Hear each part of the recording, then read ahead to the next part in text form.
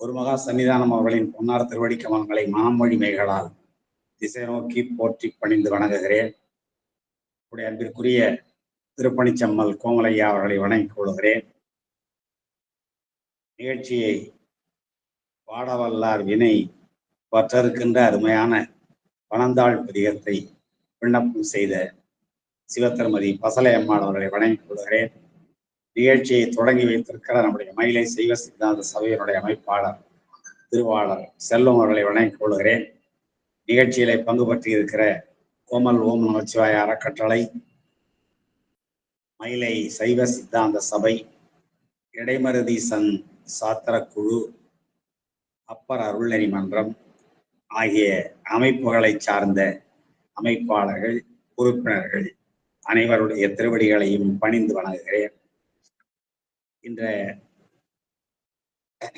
திருத்தொண்டர் புராண சிந்தனையில் நாம் நேற்று முதல்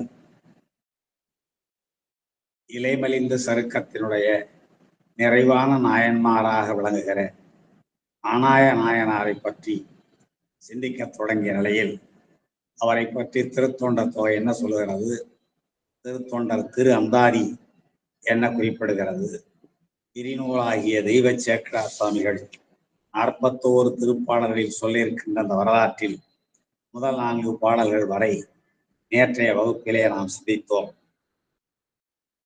அதைத் தொடர்ந்து இன்று ஆனாய நாயனாருடைய வரலாற்றை தொடர்ந்து சிந்திக்க இருக்கிறோம். நேற்றைய வகுப்பில் மேல் மழநாடாகிய அந்த நீர் நாடு சோலை வளம் மிக்கது. சோலைகளின் மீதெல்லாம் வானில் செல்லுகின்ற திங்கள் வந்து ஏறுகின்றன. அதை போலவே வயல்களில் மல்லர்கள் அடித்திருக்கிற அந்த சூடு அடிக்கின்ற பகுதிகளில் பரப்புகளிலே கிடக்கின்ற தாமரை, நீலம் முதலான மலர்களிலே இருக்கின்ற தேனை பருகுவதற்கு சுரும்புகள் பரப்புகளிலே ஏறுகின்றன. அவர்கள் அடித்து போட்டு வைத்திருக்கிற போர் குவியலிலே மேகங்கள் இழைத்தேறுகின்றன. இப்படிப்பட்ட மிக பெரும் பலத்தை உடையது மேல்மழ நாடு. அந்த மேல்மழ நாட்டிலே குழத்தியர்கள் எல்லாம் தங்கள் கூந்தலிலே நெய் பூசி இருக்கிற கருமையான கூந்தலிலே வண்டுகள் உறங்குகின்றன. நீண்ட கயல் மீன்கள் எல்லாம் தாமரை மலர்களிலே உறங்குகின்றன. கருமையான நம்முடைய மேதிகள் எல்லாம் பூக்கள் மலிந்திருக்கின்ற தேமாஞ்சோலையின்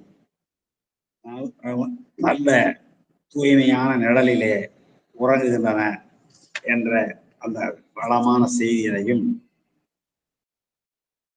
அதைத் தொடர்ந்து ஆறுகள் அடித்து கொண்டு வருகின்ற சங்கு பூச்சிகள் வாழை இலை மீது ஏறி அந்த வாழை இலையிலே படர்ந்திருக்கின்ற சுவையான இலைகளோடு கூடிய கொடியின் வழியை பாக்குமரத்தில் ஏறி அங்கே அவைகள் தங்களுடைய வயிற்றில் சுமந்திருக்கிற சங்குகளை உதிர்க்கின்றன.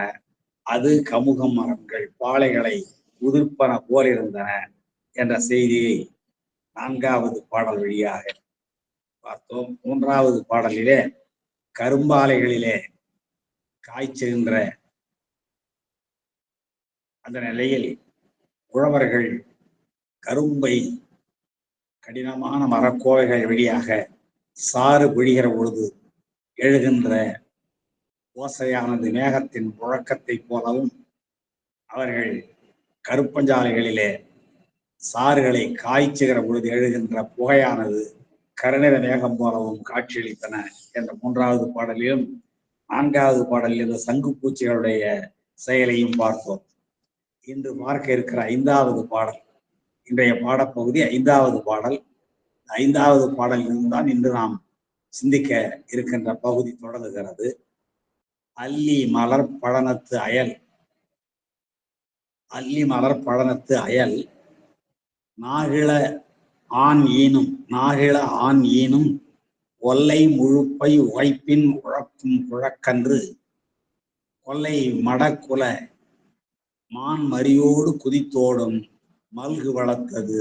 முல்லை உடுத்த மருங்கு ஓர்வால் என்று மருதமும் முல்லையும் மயங்கி இருக்கிற திணை மயக்கத்தை இந்த பாடல் வழியாகவும் அடுத்த பாடல் வழியாகவும் நம்முடைய தெய்வ சேக்கடார் அவர்கள் குறிப்பிடுகிறார்கள்.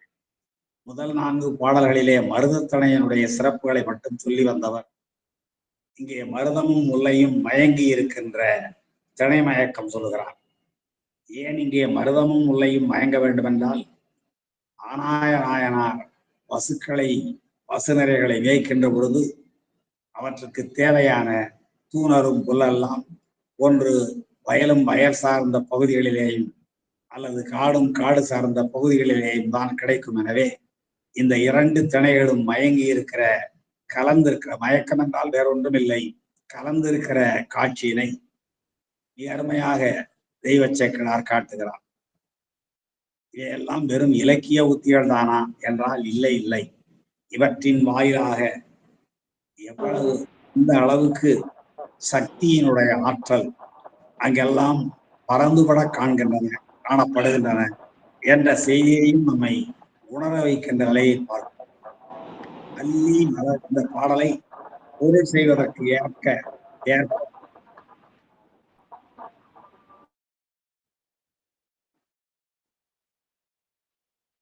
இந்த பாடலை பொருள் செய்வதற்கு ஏற்ப எவ்வாறு நாம் அன்வயப்படுத்திக் கொள்ள வேண்டும் என்று பார்ப்போமானால் இன்னும் கொஞ்சம் பொருள் எளிதாக விளங்கும். பாடலை பார்க்கிற பொழுது ஏதோ புரியாத புதிர் போல சில சொற்கள் இருந்தாலும் கூட பாடலை நாம் அன்வயப்படுத்தி விடுவோமானால் பொருள் எளிதாகிவிடும். பொருள் எல்லாம் வெளிப்படைதான், ஒன்றும் கடினமானவை அல்ல. அல்லி மலர்பழனத்து அயல், அங்கே நிறுத்திக் கொள்ள வேண்டும். அல்லி மலர்பழனத்து அயல் கடைசி கோணம் ஓர்வால் ஈற்றசை ஈற்றுச்சீர் ஓர்வால் மறுபடி எங்கே வர வேண்டும். எங்கே முல்லை உடுத்த மருங்கு, அதே அடியில 2 சீர்களுக்கு முந்தால முல்லை உடுத்த மருங்கு நாகு இள ஆண் ஈனும் ஒல்லை முழுப்பை உகைப்பின் உழக்கும் குழக்கன்று கொல்லை மடக்குலமான் மரியோடு குதித்தோடும் மல்கு வளர்த்தது என்று நாம் நிறைவு செய்ய வேண்டும். மல்கு வளம் என்றால் நிறைந்த வளம் என்பொருள். இந்த அன்வயப்படுத்திய வகையில் நாம் பொருள் பார்ப்போமானால் அல்லி மலர் பழனத்து அயல், பழனம் என்றால் வயல், பழனம் என்றால் வயலும் வயல் சார்ந்த இடமும் தான் பழனம், அதுதான் மருத நிலம். அங்கே நிரம்ப நீர்நிலைகள் இருக்கும் அல்லவா, பாவிகளும் பொய்கைகளும் தடாகங்களும் கால்வாய்களும் சிற்றாறுகளும் ஓடைகளும் ஆகிய இவ்வாறெல்லாம் நீர்நிலைகள் நிரம்பி இருக்கிற பகுதிதான் பழனம், வயலும் வயல் சார்ந்த பகுதி. அங்கே அல்லி மலர் பழனம் என்று அந்த வயலையும் வயல் சார்ந்த இடங்களையும் நம்முடைய தெய்வ சேக்கடார் குறிப்பிடுகிறார். அல்லி மலர் என்றால் அகவிதழ்கள் சிறந்து விளங்குகின்ற நிறைந்த மலர்கள் மலர்ந்திருக்கிற வயல் சூழ்ந்த பகுதிகள் என்று நாம் பார்க்க வேண்டும். அல்லி என்று ஒரு மலர் இருக்கிறது என்றாலும் இங்கே அல்லி என்பது அக இதழ்களை உடைய என்று நாம் கொள்ள வேண்டும். முன்பே நாம் பார்த்திருக்கிறோம், அல்லிமென் முல்லையந்தார் அமர்நீதி கடியேன் என்று அங்கே சொல்கிற பொழுது வணிகர்களுக்கு அடையாள மாலையாகிய முல்லை மாலையை குறிப்பிடுவார். அல்லி மென் முல்லை அம்தார், அழகிய மாலை. அம்தார் என்றால் அழகிய மாலை. அல்லிமென் முல்லை என்றால் முல்லை அகவிதழ்களால் சிறப்புற்று விளங்குவது என்பது பொருள். இங்கேயும் அல்லி என்றால் பொதுவாக அல்லி என்று ஒரு மலர் இருக்கிறது. ஆனால் இந்த வயலும் வயல் சார்ந்த இடங்களிலும் இருக்கிற நீர்நிலைகளில் அல்லி மட்டும்தான் இருக்கிறதா என்றால் இல்லை இல்லை, நீர்ப்பூக்கள் எத்தனையோ இருக்கின்றன. அவற்றையெல்லாம் நாம் உணர்ந்து கொள்ள வேண்டும் என்றால் இந்த அல்லி என்பதை அகவிதழ்களோடு கூடிய மலர்கள் என்று நாம் கொள்ள வேண்டும். அல்லி மலர் பழனத்து, அப்படி அகவிதழ்களோடு கூடியிருக்கிற மலர்கள் நிரம்ப பூத்திருக்கிற நீர்நிலைகள் நிரம்பி இருக்கிற வயலும் வயல் சார்ந்த பகுதிகளில் அப்படியே கடைசிக்கு போயிடுங்க. ஓர்வால், ஒரு பக்கத்துல வயலும் வயல் சார்ந்த இடங்கள் நிரம்பி இருக்கின்ற அந்த மருதத்தணியின் ஓர்வால் ஒரு பக்கத்துல முல்லை உடுத்த மருங்கு, முல்லை சூழ்ந்த பக்கம். உடுத்த என்றால் காடையும் காடு சார்ந்த இடங்களையும் அணிந்திருக்கிற என்ற பொருள் என்றாலும் அந்த இடத்துல சூழ்ந்த என்றுதான் பொருளோட வேண்டும். இப்ப மருதத்தனை மருங்கு ஓர் பக்கத்துல முல்லை உடுத்த மருங்கு. முல்லை என்றால் அந்த காடும் காடு சார்ந்த இடம், அது புறவு. காடு என்றால் அடர்ந்த காடுகள் அல்ல, நிலத்த மேய்ச்சலுக்கு தேவையான இலை தழைகள் துளிர்கள் கிடைக்கின்ற இடம்தான். எனவே முல்லை உடுத்த மருங்கு, அந்த மருதத்தணைக்கும் பக்கத்துல ஒரு பக்கத்துல முல்லைத்தணையும் இருக்கிறது, காடும் காடு சார்ந்த சிறுகாடும் காடு சார்ந்த பகுதியும் இருக்கிறது. அதன் பக்கத்துல நாகு இள ஆண் ஈன் என்றான். முதல்வடியினுடைய ஈற்று சீருக்கு போயிடணும். நாகு இள ஆண்.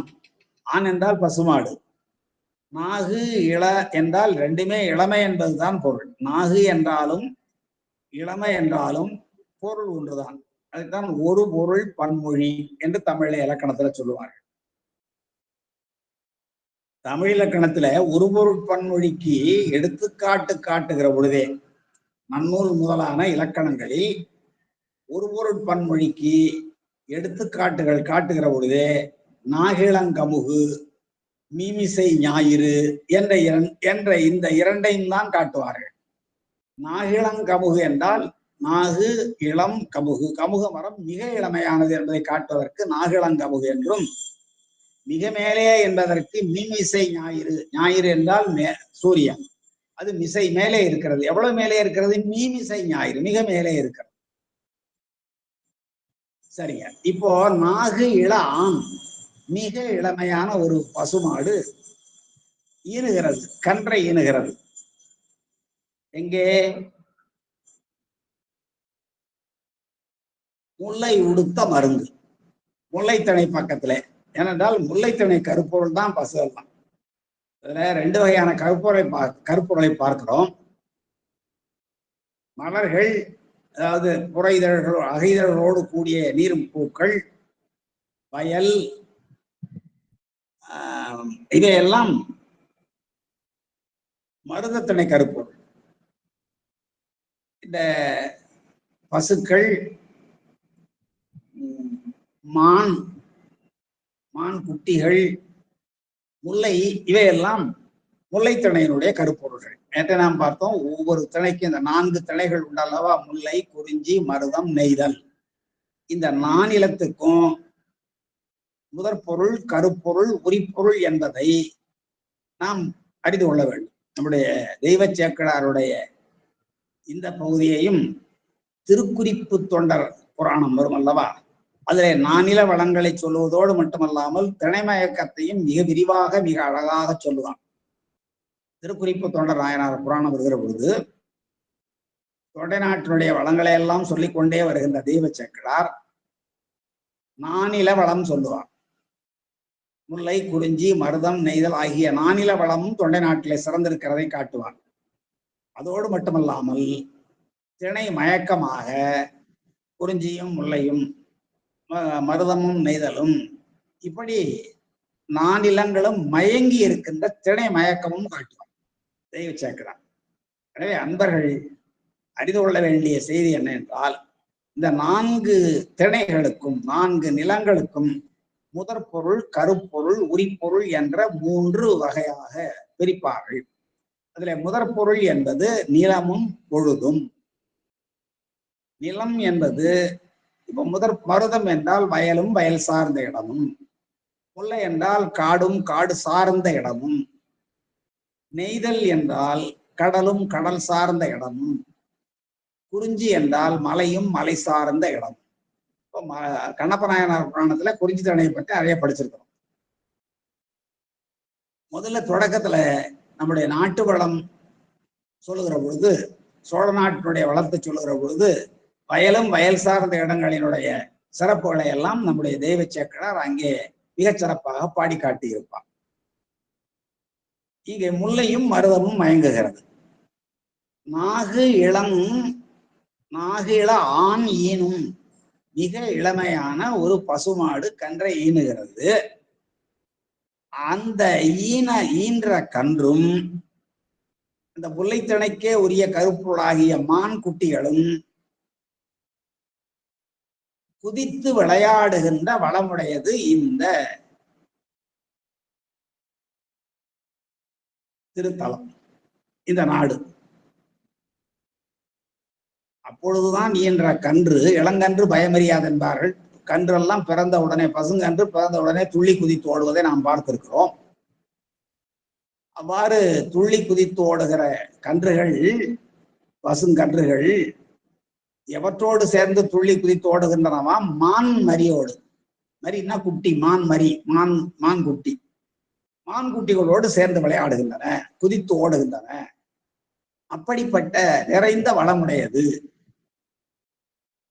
இந்த திணை என்று குறிப்பிடுகிறார். இப்போ மான் கன்று அதுக்கு அடைமொழிகள், பசுக்கன்று அதுக்கு அடைமொழிகள். பசுக்கன்று என்று சொல்ல வேண்டும், என்ன சொல்ல போனா பசுப்பால் என்றும் பசுக்கன்று என்றும் சொல்ல வேண்டும்.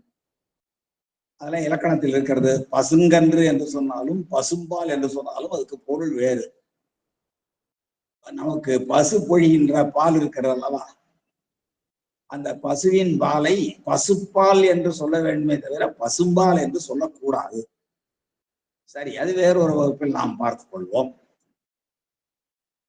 நாகு இள ஆண், மிக இளமையான ஒரு பசு, அது ஈனும், அது ஈன்ற குழக்கன்று. இரண்டாவது அடியினுடைய கடைசியில இருக்கு பாருங்க, குழக்கன்று. குழ என்றால் இளமையான என்பது பொருள். மழவும் குழவும் இளமை பொருள என்பது தொல்காப்பிய சூத்திரம். மழ என்று சொன்னாலும் மழகளிறு, மழகளிறு என்றால் இளமையான ஆண் யானை என்பது பொருள். குழக்கன்று, நம்முடைய பெருமானையே மழ குழ என்ற அடைமொழிகளோடு பாடுகிற மரபு உண்டு. குழக்கன்று என்றால் மிக இளமையான கன்று, அப்பதானே போட்டிருக்கு. நாகில ஆனீனும் குழக்கன்று, இளமையான கன்று. அது எதோட விளையாடுது? அடுத்த வரியில பாருங்க, மான் மரியோடு, மானினுடைய குட்டி, மரி என்றால் குட்டி என்பது பொருள். மான் மரியோடு என்றால் மான் குட்டியோடு குதித்தோடுகிற மல்கு என்ற நிறைந்த வளமுடையது இந்த நாடு. இப்போ அந்த கன்றுக்கு ஒரு அடைமொழி கொடுக்கிறாரு, மான் கன்றுக்கு ஒரு அடைமொழி கொடுக்கிறார். அந்த அதையெல்லாம் சேர்த்து பார்த்தோம்னா இந்த பாட்டினுடைய பொருள் நிறைவு. என்ன பாருங்க, இந்த குழக்கன்று இருக்குல்ல, அந்த குழக்கன்று உழக்குகிறது. எதை உழக்குகிறது? முல்லை கொடியில முல்லை பூக்கள் பூக்கிற கொடிகள் இருக்கல்லவா, அந்த முல்லை கொடிகளை உழக்குது. உழக்குதெல்லாம் என்ன? தலைதடுமாற செய்தல். மேலே உள்ளது கீழேயும், கீழே உள்ளது மேலேயும் போகுமாறு உழக்குதல். ஏன்னா அது கன்று, இளங்கன்று, துள்ளி குதிக்கும். இது கொடி, இதுல மாட்டினால் நம்முடைய கால் சிக்கும் என்பதெல்லாம் அதுக்கு தெரியாது. எனவே அது உழக்கும். இன்னும் என்ன செய்து பாருங்க, ஒல்லை முழுப்பை உகைப்பின் உழக்கும் குழக்கன்று, இவ்வளவு அடைமொழி. அது எப்படி மாத்தீங்கன்னா, முழுப்பை என்றால் உச்சின்னு அர்த்தம், தலைப்பகுதின்னு அர்த்தம். எதனுடைய தலைப்பகுதி? மரஞ்செடி கொடிகள் அங்க இருக்கல்லவா, அதனுடைய உச்சி பகுதியை, தலைப்பகுதியை ஒல்லை, இந்த கன்றானது வேகமாக விரைவாக உகைப்பின் அசைத்து அசைத்து உழக்கும், தலைதடுமாற செய்யும். அவ்வாறு செய்கின்ற குழக்கன்றோடு, குழக்கன்றானது கொல்லை மடக்குல மான்மரியோடு, கொல்லைன்னா முல்லை நிலம், அந்த முல்லை நிலத்தில் இருக்கிற மடக்குலம் என்றால் இளமையான கூட்டம், அழகான கூட்டம் அர்த்தம். குளம்னா கூட்டம், மான் கூட்டம். மடம் என்றதற்கு இளமை என்பது பொருள் உண்டு, அழகிய என்று பொருள் உண்டு. அவ்வாறு இந்த மடக்குலமான், குலமான் என்றால் குளம்லாம் கூட்டம், மான் கூட்டம். அந்த மான் கூட்டத்திலே வருகிற மரிகள், குட்டிகள், அந்த குட்டிகளோடு குதித்து ஓடுகின்றனவாம். எவை? குழக்கன்றுகள். இப்ப பொருள் புரியும் நினைக்கிறேன், நல்லா பாருங்க. அல்லி மலர்பழனத்து அயல், அயல்னா அந்த பகுதியிலே, அயலே தூரத்தே, அகவிதழ்களோடு கூடிய மலர்கள் மலர்ந்திருக்கிற நீர்நிலைகளை உடைய வயலும் வயல் சார்ந்த இடத்துக்கும் அயலே ஓர்வால், ஓரிடத்துல முல்லை அடுத்த மருங்கு, காடும் காடு சார்ந்த பகுதியுமாகிய முல்லைத்தனை சூழ்ந்திருக்கிற பகுதியில் நாகு இள ஆண் ஈனுகின்ற மிக இளமையான பசுங்கன்று பசுமாடு ஈனுகின்ற குழக்கன்று. அந்த குழக்கன்று எப்படிப்பட்டது? முழுப்பை ஒல்லை உகைப்பின் உழக்கும் குழக்கன்று. முழுப்பை என்றால் செடிகளினுடைய தலைப்பகுதியை, உச்சி பகுதியை இது துளி குதிக்கிற வேகத்தில் விரைவாக அசைத்து, உகைப்பு என்றால் அசைத்து, உழக்கும் தலைதடுமாறச் செய்கின்ற, கீழ்மேலாக்குகின்ற குழக்கன்று, இளமையான கன்று. அந்த கன்றானது கொல்லை மடக்குல மான்மரியோடும், கொல்லைன்னா முல்லை நிலம், முல்லை நிலத்துல இருக்கிற அழகிய கூட்டமாக வந்த மான்மரியோடும் மான்குட்டியோடும் குதித்து ஓடுகிற, குதித்து விளையாடுகிற, துள்ளி குதித்து ஆடுகிற மல்கு வளர்த்தது, நல்ல நிறைந்த வளத்தை உடையது இந்த நீர் வளநாடு, மேல் மலநாட்டினுடைய இந்த பகுதி. இவ்வாறு மருதமும் முல்லையும் மயங்கி இருக்கிற அருமையான வளத்தை உடையது. அந்த வளம் எப்படி சிறப்பித்து சொல்லப்படுகிறது? அகவிதழ்கள் நிரம்ப உடைய பூக்கள் பூத்திருக்கிற நீர்நிலைகள், அதை சார்ந்திருக்கிற பழமும், அதனுடைய அயலின் ஒரு பக்கத்தில் முல்லை உடுத்த மருங்கு முல்லைத்தனைகள் புறவு சார்ந்த பகுதியில் நாகு இள ஆண் ஈனுகின்ற மிக இளமையான பசுவானது ஈனுகின்ற முழுப்பை ஒல்லை உகைப்பின் உழக்கும் குழக்கன்று. மரஞ்செடிகளுடைய, முல்லை செடிகளுடைய முழுப்பை என்றால் உச்சி பகுதியை, தலைப்பகுதியை, தலையிடத்தை மிக விரைந்து, ஏன்னா இது துள்ளி குதிக்கும் அல்லவா, அதனால மிக வேகத்தோடு உகைத்து அசைத்து உழக்குகின்ற, அவற்றை தலைதடுமாறச் செய்கின்ற குழக்கன்றானது கொல்லை மான்மரி, கொல்லை மடக்குல மான்மரி.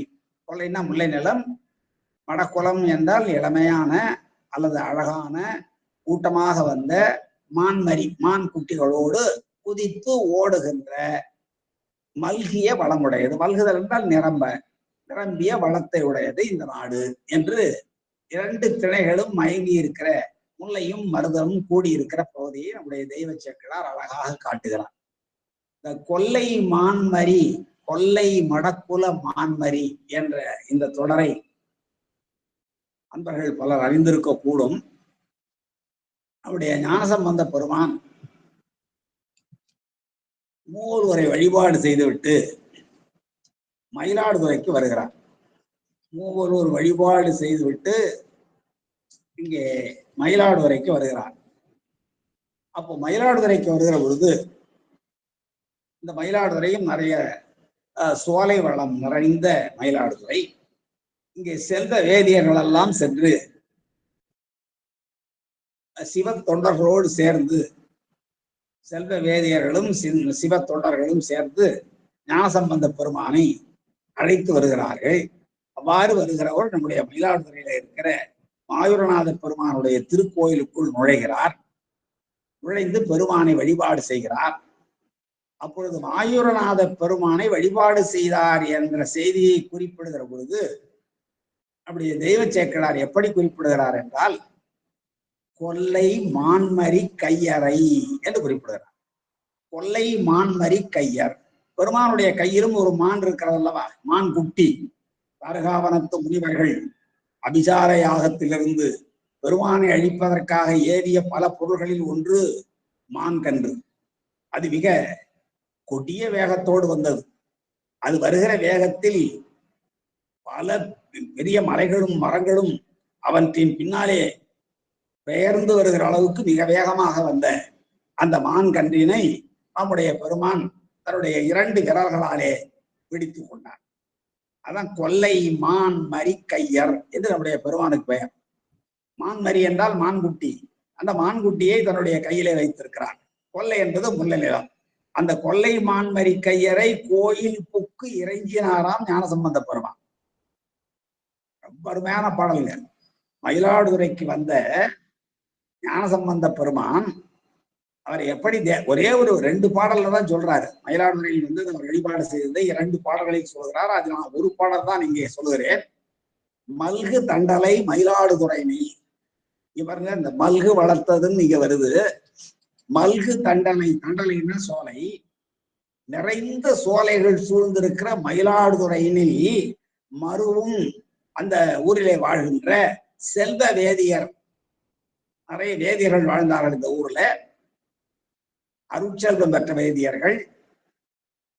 அந்த வேதியர்கள் தொண்டரோடும் எதிர்கொள்ள சென்று, சிவத்தொண்டர்களோடும் எதிர்கொள்வதற்காக ஞானசம்பந்த பெருமானை எதிர்கொள்வதற்காக சென்று அவரை அழைத்து வருகிறார்கள்.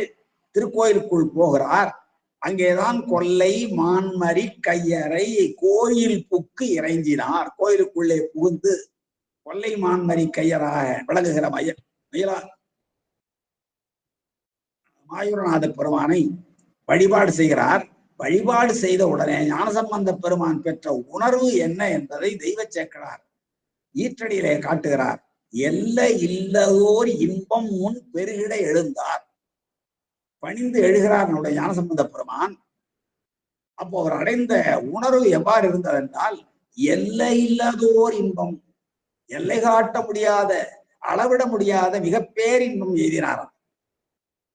எனவே இந்த பாடலை நான் மாயூரநாத பெருமானுக்கு முன்னாளில் நிற்கிற பொழுதெல்லாம் எனக்கு வேறு எந்த தேவார பாடல் நினைவிற்கு வருவதற்கு முன்பாக இந்த பாடல் தான் நினைவுக்கு வரும். நம்முடைய ஞானசம்பந்த பெருமான் இந்த வழியாக போனார். செல்வ வேதியர் அழைத்து சென்றார்கள். தொண்டர்களோடு கூடி எதிர்கொண்டு அழைத்து சென்றார்கள். அவர்கள் ஞானசம்பந்த பெருமான் கோயிலுக்குள் புகுந்து இறைஞ்சினார். இறைஞ்சியவர் யார்? ஞானசம்பந்த பெருமான். இறையப்பட்டவர் வழிபாடு செய்யப்பட்டவர் யார் என்றால் நம்முடைய கொல்லை மான்மரி கையராகிய மாயூரநாத பெருமான். அவ்வாறு வழிபாடு செய்த உடனே ஞானசம்பந்த பெருமான் எப்படிப்பட்ட உணர்வு எய்தினார் என்றால், எல்லை இல்லாதோர் இன்பம் முன் பெருகிட.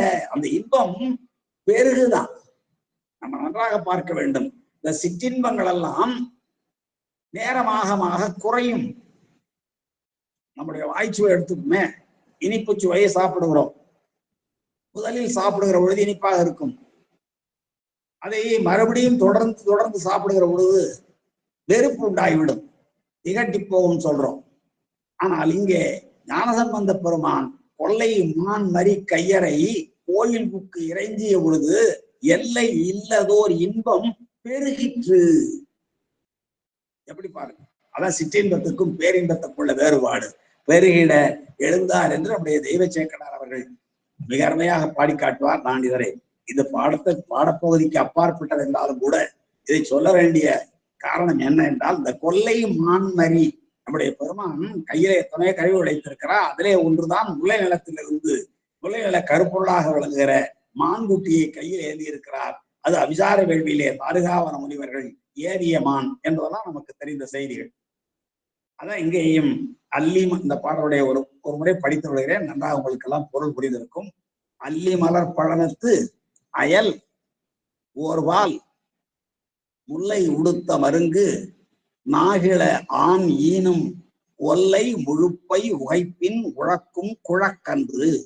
இந்த குழக்கன்றுங்கிறத எடுத்தா போதும். இந்த குழக்கன்றுக்கு தான் அடைமொழி உழவு. முல்லை செடிகளுடைய முல்லை கொடிகளுடைய உச்சி பகுதியினை மிக விரைவாக பாய்ந்து சென்று அசைத்து உழக்குகின்ற குழக்கன்றானது முல்லை நிலத்திலே இருக்கின்ற அழகிய இளைய மான் கன்றுகளோடு குதித்து விளையாடுகின்ற நிறைந்த வளத்தை உடையது இந்த நீர்நாடு என்பது இந்த 8வது பாடலுடைய செய்தி. அடுத்து இதுக்கு வேற மாதிரி பொருளெல்லாம் நிறைய சொல்லுகிறார்கள். அது கருவில் இருக்கிற பொழுது தாய்ப்பசுவின் கருவை உழக்கி வெளியே வந்து குதித்தது என்றெல்லாம் சொல்லுகிறார்கள். அவற்றையெல்லாம் விட இதுதான் மிக சரியான பொருளாகவும் சிறந்த பொருளாக விளங்குவதை நம்முடைய அன்பர்கள் உணர்வார்கள் என்று சொல்லி அடுத்த பாடலுக்கு நாம் செல்கிறோம். அடுத்த பாடலும் கூட இப்படிப்பட்ட நல்ல கற்பனை திறம் அமைந்த, அதே நேரத்தில் சைவத்திறத்தை தெரிக்கின்ற கருத்தமைந்த பாடல் நாம் பார்க்கிறோம். ஒவ்வொரு பாடலிலேயும் இயற்கை காட்டுகிறார் என்றால், இயற்கை எவ்வாறு இவ்வளவு சிறப்பை எய்துகிறது என்றால் பெருமானுடைய அருள் சக்தியினுடைய வெளிப்பாடுதான் இந்த இயற்கை. அடுத்த பாடல், 6வது பாடல். கண்மலர் காவிகள் பாய இருப்பன கார் முல்லை தன்னகை வெண்முகை மேவு சுரும்பு தடஞ்சாலி பண்ணை எழுங்கயல் பாய இருப்பன காயாவின் வண்ண நெருஞ்சினை மேவிய வன்சிறை வண்டானம். இந்த பாடலை நாம் அன்பயப்படுத்திக் கொள்ளவில்லை என்றால் பொருளே புரியாது, பொருளை புரிந்து கொள்ள முடியாது. பாடலை பொருள்கோள் செய்து மாற்றிக்கொள்ள வேண்டும். எப்படி மாற்ற வேண்டும்? கார் முல்லை, அங்கிருந்து ஆரம்பிக்கணும். கார் முல்லை தன்னகை வெண்முகை மேவும் சுரும்பு கண்மலர் காவிகள் பாய இருப்பன என்று மாற்றிக்கொள்ள வேண்டும். மீண்டும் ஒரு முறை படிக்கிற. கார் முல்லை தன்னகை வெண்முகை மேவும் சுரும்பு கண்மலர் காவிகள் பாய இருப்பன. அடுத்து பாருங்க, 3வது அடிக்கு கடைசிக்கு வாங்க. காயாவின் வண்ண நறுஞ்சினை மேவிய வன்சிறை வண்டானம் தடஞ்சாலி பண்ணை எழும் கயல் பாய இருப்பன என்று இந்த பாடலை அன்பயப்படுத்திக் கொள்ள வேண்டும். என்னன்னா, அந்த பாடல்ல சொல்லப்படுகிற செய்தி என்ன என்றால்,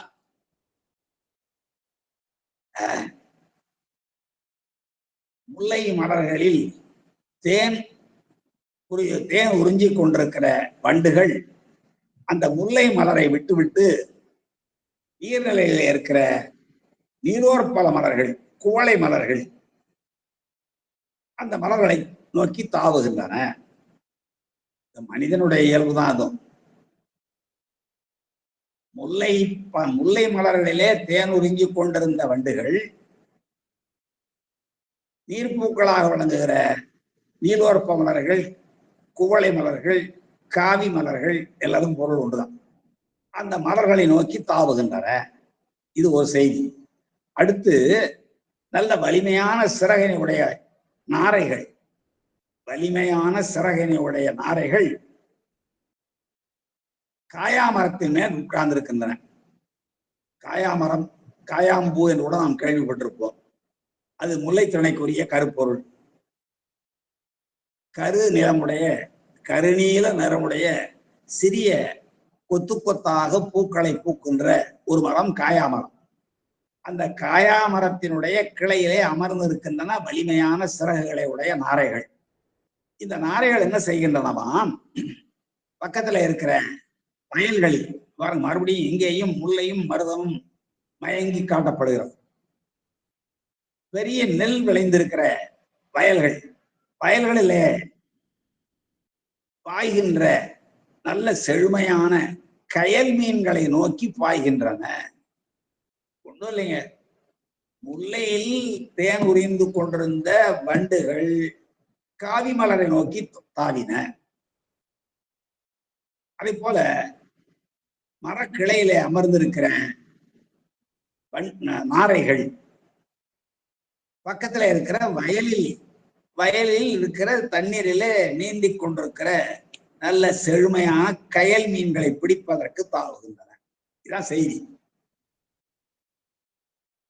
இது நிறைய உள்ளுரை பொருளையும் தற்குறிப்பேற்றத்தையும் தன்னகத்து கொண்டிருக்கிற ஒரு அருமையான பாடம். இந்த மனிதர்களுடைய இயல்பு மிக தெளிவாக இந்த முதல் வரியில் சொல்லப்படுகிறது. பாருங்க, கார் முல்லை, முல்லையை கார்காலத்து முல்லை தான் மிகச் சிறப்பானது. அதனாலதான் முல்லைத்திணைக்குரிய பெரும்பொழுது சிறுபொழுது பார்க்கிற பொழுது காரும் மாலையும் முல்லை என்பது தொல்காப்பிய சூத்திரம். பெரும்பொழுது கார்காலம். பெரும்பொழுதுன்னா என்ன? ஒரு ஆண்டை ஆறு பிரிவாக பிரிப்பது. ஆங்கிலேயர்கள் 4 பிரிவாக பிரிப்பார்கள் ஒரு ஆண்டை. ஆனால் தமிழர்கள் நம்முடைய இலக்கியங்களில் 6 பிரிவாக பிரிப்பார்கள். காரே கூதிர் முன்பனி பின்பனி சீரள வேனில் என்றாங்கு. இது 6 பருவம். கார்காலம், கூதிர் காலம், முன்பனி காலம், பின்பனி காலம், இளவேனில் காலம், முதுவேனில் காலம் என்று ஒரு ஆண்டை 6 பிரிவாக பிரிப்பார்கள். அதுபோல ஒரு நாளை 6 பிரிவாக பிரிப்பார்கள். அதுக்கு பேர் சிறு பொழுதுன்னு பேர். அப்ப முல்லைத்தணைக்கு பெரும்பொழுது எது, சிறுபொழுது எது என்றால், பெரும்பொழுது கார்காலம், சிறுபொழுது மாலை காலம். முல்லையெல்லாம் மாலையில் மலர்கின்ற பூக்கள் தான். அவையெல்லாம் இரவில் மலரும் பூக்கள். வெள்ளை பூக்கள் எல்லாமே பெரும்பாலும் இரவில் மலர்கின்ற பூக்களாகத்தான் இருக்கும். அப்போ இந்த முல்லை பூக்களில் தேன் உறிஞ்சிக் கொண்டிருந்த சுரும்புகள், சரி, நமக்கு வண்டுகள், சுரும்புங்கிறது ஒரு வண்டினுடைய ஒரு வகை, 4 வகை உண்டு, பலமுறை நாம் பேசியிருக்கிறோம். தும்பி, சுரும்பு, நிமிரு, தேன் என்று 4 வகை வண்டுகள்ல இங்கே நம்ம பார்க்கிறது சுரும்பு. இந்த சுரும்புகள் முல்லையில முல்லை, கார்காலத்து முல்லை தான் சிறப்பானது. கார்காலத்து கொன்றை தான் சிறப்பானது. கண்ணி கார்நரும் கொன்றை காமர் வண்ண மார்பில் தாரும் கொன்றை என்று பெருமான் அணிந்திருக்கிற கொன்றை மலருடைய சிறப்பை இந்த பாடத்திலே கூட நாம் கொன்றை மலரா பார்க்க இருக்கிறோம். ஆனால் கொன்றையை பார்க்கிற பொழுது சிவமாகவே பார்த்தார். அதாங்க பார்க்கும் இடம் எங்கும் ஒரு நீக்கம் வர நிறைகின்ற பரிபூரண ஆனந்தம் என்று நம்முடைய தாய்மான சுவாமிகள் சொல்கிறார் என்றால், எதை பார்த்தாலும் சிவமாக பார்க்கின்ற தன்மை நம்ம இவருடைய வரலாறுல பார்க்க இருக்கிறோம். இப்போ இந்த முல்லையில் தேன் ஒதுங்கி கொண்டிருந்த அந்த வண்டுகள், சுரும்புகள் ஏன் காவிக்கு பாய்ந்தன என்றால், இந்த முல்லையில் இருக்கிற தேனை விட காவி மலர் என்றால் என்ன, நீலோற்பல மலர் அல்லது குவளை மலர், அதெல்லாம் நீர்ப்பூக்கள், அதுல தேன் அதிகமாக இருக்கும். பாருங்க, இப்போ இங்கே முல்லையில் தேனை உறிஞ்சி கொண்டிருந்த சுரும்புகள் இந்த முல்லையை விடவும் அதிகமாக தேன் இருக்கின்ற காவி மலர்களை பார்த்த உடனே பாய்கின்றன. தாங்க மனிதனுடைய இயல்பு. மணிமேகலையில ஒரு அருமையான 2 அடிகள், மனிதனுடைய இயல்பை சொல்கிற 2 அடிகள்.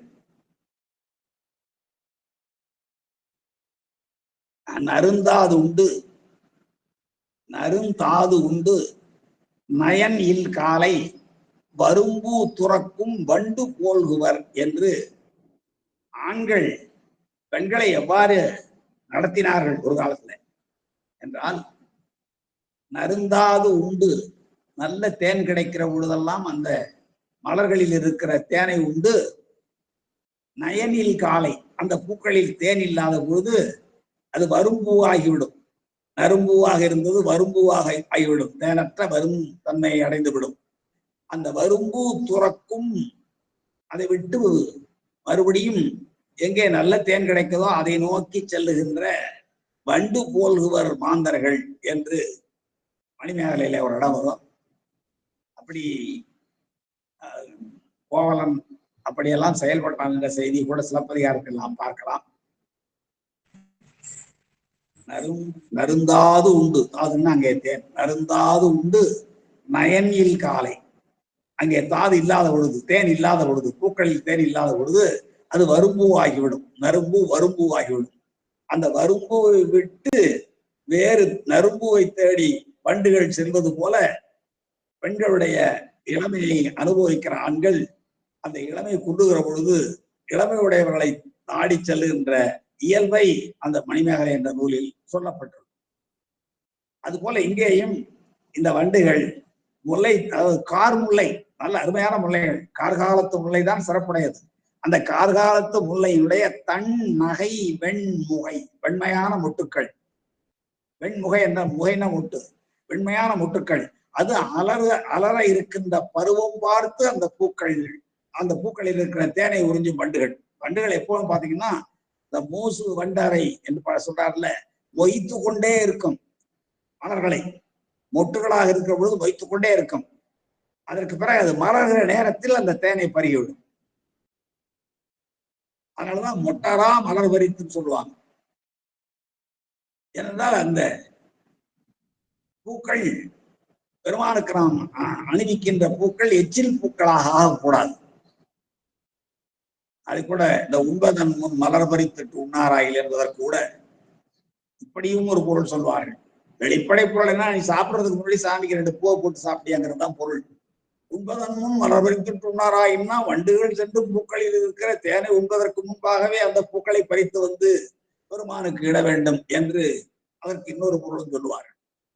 அதுபோல இங்கே இந்த கார் முல்லை, கார்காலத்திலே பூக்கின்ற அந்த முல்லையினுடைய தன் நகை வெண்முகை மேவும் சுரும்பு என அருமையான தொடர் பாருங்க.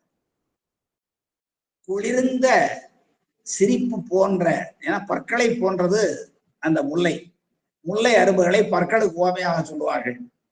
இங்க முல்லை அரும்புகள் பற்களை போன்றிருக்கின்றன. அதான் தன் நகையினர், நகைன்னா ஆகுவேராக அது பற்களை குறிக்கிறது. நகை என்றால் விளக்கம், தோன்றுவது, சிரிப்பு என்றெல்லாம், புன்னகை என்பதெல்லாம் பொருள். இப்ப தன்னகைன்னா குளிர்ந்த சிரிப்பு, குளிர்ந்த சிரிப்பை தருவது எதுன்னா பற்கள். அப்ப அந்த பற்களை போல இருக்கிற வெண்மையான மொட்டுக்கள்.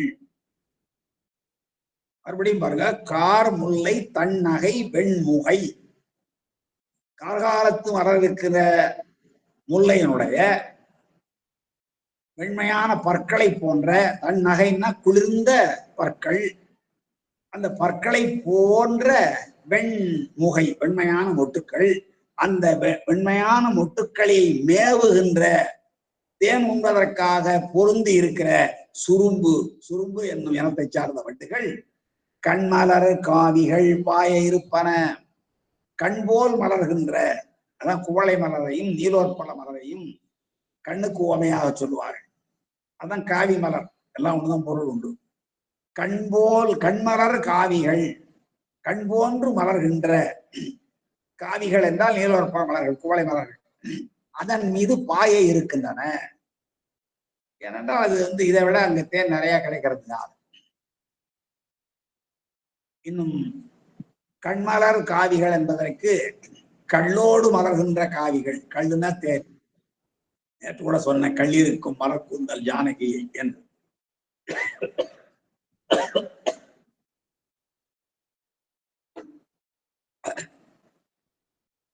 அப்ப கண்மலர் காவிகள், கண் போலும் மலர்கின்ற அல்லது கண்ணோடு மலர்கின்ற, தேனோடு மலர்கின்ற அந்த குவளை மலர்களை நோக்கி பாய இருக்கின்றன இந்த சுரும்புகள். சரி, வண்டானம் பாருங்க, கடைசியில இருக்குல்ல, காயாவின் மன்ன நெருஞ்சினை மேவியவன் சரி வண்டானம். வண்டானம்னா நாரைன்னு அர்த்தம். அது நீர்வாழ் பறவைகள், நாரை. அது எங்க இருக்கு? காயா மரத்தினுடைய கிளையில இருக்கு. காயா மரத்தினுடைய வண்ண நறுஞ்சினை, அழகிய பெரிய தூய்மையான, சினையின கிளை, நறுஞ்சினை. சினையின உறுப்பு. மனிதன் முதல் என்றால் கை அவனுடைய சினை, மனிதன் முதல் என்றால் தலை அவனுடைய சினை, தலை முதல் என்றால் கண் அதனுடைய சினை, முதலும் சினை. அதுபோல இங்கே காயாவின் வண்ண நெருஞ்சினை, காயாமரத்தினுடைய, இந்த காயாமரம் பற்றி நான் முதல்ல சொன்னேன். கருநீர் நிறமுடைய பூக்களை கொத்துக்களாக பூக்கின்ற இயல்பு உடைய முல்லைத்திணை மரம் அது காயாமரம். அந்த காயாமரரை கண்ணனுடைய நிறத்துக்கு உவமையாக சொல்லுவார்கள். அதனாலதான் காயாம்பூ என்ற அந்த பூவினுடைய பெயரை வைணவர்கள் காசாம்பூ என்று பெயர் வைத்துக் கொள்வார்கள். வைணவம் சார்ந்தவர்கள் காயாமலர் திருமாலினுடைய நிறம் போன்று கண்ணனுடைய நிறம் போன்று இருக்குன்னு சொல்லுவார்கள். அது முல்லைத்திணைக்குரிய மரம். முல்லைத்திணைக்குரிய கடவுளே திருமால் தான். மாயோன் மேய காடுரை உலகமும், இது தொல்காப்பியம். அப்போ இந்த காயாவின் வண்ண நறுஞ்சினை, நல்ல வண்ணம்னா அழகான பெரிய நல்ல செழித்த சினை கிளை, அதுல மேவிய, அதுல தங்கி இருந்த வன் சிறை வண்டானம், நல்ல வலிமையான சிறகினுடைய வண்டானம் நாரைகள் எங்கே போகுதான்? தடஞ்சாலி பண்ணை எழும் கயல் பாய இருப்பன. தடஞ்சாலின்னா பெரிய நெல், சாலின்னா நெல், பெரிய அளவுக்கு கொத்தாக விளைந்திருக்கிற நெல் தடஞ்சாலி. அந்த தடஞ்சாலி எங்கே விளைந்திருக்கிறது? பண்ணைன்னா வயல்களிலே விளைந்திருக்கிறது. அந்த வயல்களிலே இருக்கிற நீரில் செழும் கயல்கள் இருக்கின்றன, செழும் கயல் மீன்கள். அந்த செழுங்கயலை நோக்கி பாய இருப்பன. செழுங்கயல் நல்ல பருமையான பெருத்த கயல் மீன்களை பிடிப்பதற்காக நாரைகள் அந்த காயா மரத்தினுடைய சினைகளிலிருந்து கிளைகளிலிருந்து பாய இருக்கின்றன. அவ்வளவுதான். இதுல என்ன சிறப்பு என்றால், இந்த வண்டானம் ஏன் அங்க பாயுது, கயலை பாய்கிறது என்றால், நம்ம படிச்சிருக்கிற ஒரு பாடல்ல, பழங்காலத்து பாடல், ஓடு மீன் ஓட ஒரு மீன் வருமளவும் பாடி இருக்குமாம் கொக்கு என்பது ஒரு பாட்டு.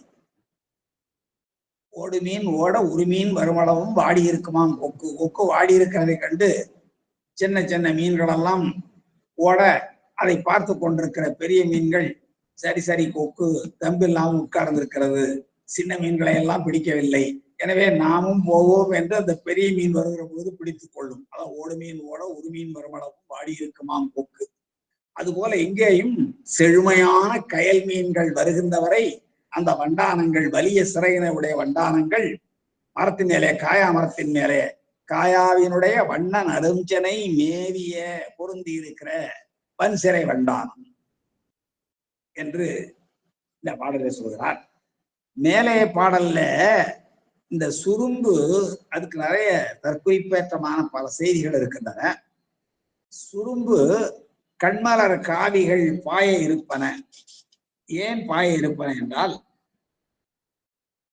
முல்லைப்பூவில் இருக்கிற தேனை விடவும் இந்த காவி மலரில் இருக்கிற தேன் அதிகமாக இருப்பதனாலே, நான் முன்பே சொன்னது போல அந்த தேனை பருவதற்கு ஆசையோடு தாவ இருக்கின்றன. ஒரு பொருள். இன்னொன்று,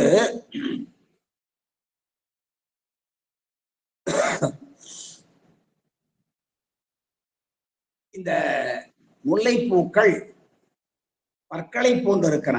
பார்த்தோம் இல்லைங்களா? வெண்ணகை தன்னகை வெண்முகை மேவும் சுரும்பு. அப்ப நகை என்றால் பல்லுன்னு நான் பொருள் சொன்னேன். ஆகுபேராக, நகை என்றால் சிரிப்பு, சிரிப்பை காட்டுவது பற்கள். எனவே அந்த நகை என்ற சொல் பல் என்ற சொல்லுக்கு ஆகி வந்திருக்கிறது, ஆகுபேரது. இப்ப தன்னகை என்றால் குளிர்ந்த குளிர்ச்சியான பற்கள். அந்த பூவை குளிர்ச்சியானது. அதனுடைய வெண்மையான மொட்டுக்களை, பற்களை போன்று இருக்கிற வெண்மையான மொட்டுக்களில் இருக்கிற தேனை விடவும், பல்லை விட சிறந்த உறுப்பு தானே கண். அந்த கண்ணை போல மலர்கின்ற காவி மலர்களை நோக்கி பாய்ந்தன என்று இரண்டாவது கருத்து. மூன்றாவது கருத்து என்னன்னா, நீல மலரை கண்களுக்கு ஓமையாக சொல்லுவார்கள். அதோடு மட்டுமல்ல, வண்டுகளையும் கண்களுக்கு ஓமையாக சொல்லுவார்கள். கண் கருவண்டு போல இருக்கிறது என்று சொல்லுவார்கள். கண்ணுக்கு ஓமையாக நீல மலரையும் சொல்லுவார்கள், வண்டினையும் சொல்லுவார்கள். இந்த வண்டு என்ன நினைதான், கண்ணுக்கு நாம தானே ஓமையாக ஆக வேண்டும், இந்த காவி மலர்களையும் ஓமையாக சொல்லுகிறார்களே என்ற கோபத்தில் அந்த காவி மலர்கள் மீது பாய்ந்தன என்று இவ்வாறெல்லாம் தற்குறிப்பேற்ற பொருள் தருமாறு இந்த பாடலை நம்முடைய தெய்வ சேக்கிழார் அருள் இருக்கிறார். 3 வகையான பொருள் நான் சொன்னேன். அங்கே செழுமையான மீன்களை தேடி காத்திருக்கிறது வண்டானம். இங்கே கார்காலத்தில் மலர இருக்கிற தன்னகை வெண்முகை மேவு சுரும்பு வண்டுகள், அது கார் முல்லையில இருக்கிற வெண்மையான பற்களை போன்ற மொட்டுக்கள், குளிர்ந்த பற்களை போன்ற வெண்மையான மொட்டுக்களை விட்டு கண்மலர் காவி, கண்ணை போல் மலர்கின்ற அந்த நீரோற்படல் மலரை நோக்கி பாய்கின்றன. முதற் காரணம், இதை விட அதில் தேன் அதிகம். 2வது காரணம், பல்லை விட கண் சிறந்த உறுப்பு. 3வது காரணம், ஓமையாக, கண்ணுக்கு ஓமையாக வண்டையும் சொல்லுவார்கள், கண்ணுக்கு ஓமையாக இந்த காவி மலர், நீலோற்பல மலர், குவளை மலரையும் சொல்லுவார்கள். எனவே நாம் தானே ஓமையாக வேண்டும், இந்த காவி மலரையும் கண்ணுக்கு ஓமையாக சொல்லுகிறார்கள் என்ற கோபத்தினாலே அதன் மீது பாய்ந்தது என்று இவ்வாறெல்லாம் கவிஞன் தன் குறிப்பேற்றி பாடியதாக நம்முடைய உரையாசிரியர்கள் மிகச் சிறப்பாக உரை எழுதியிருக்கிறார் சொல்லி நாம் அடுத்த பாடலுக்கு சொல்லுகிறோம். இந்த பாடலை பார்க்கிற பொழுது மருதத்தனையும் முல்லைத்தனையும் மயங்கி இருக்கின்றன. எப்படி என்றால், காவி மலர்கள் மருதத்தனையை சார்ந்தது, முல்லை மலர்கள் முல்லைத்தனையை சார்ந்தது. அதே போல சாலி நெல் மருதத்தனையை சார்ந்தது, காயாமரம் முல்லைத்திணையை சார்ந்தது.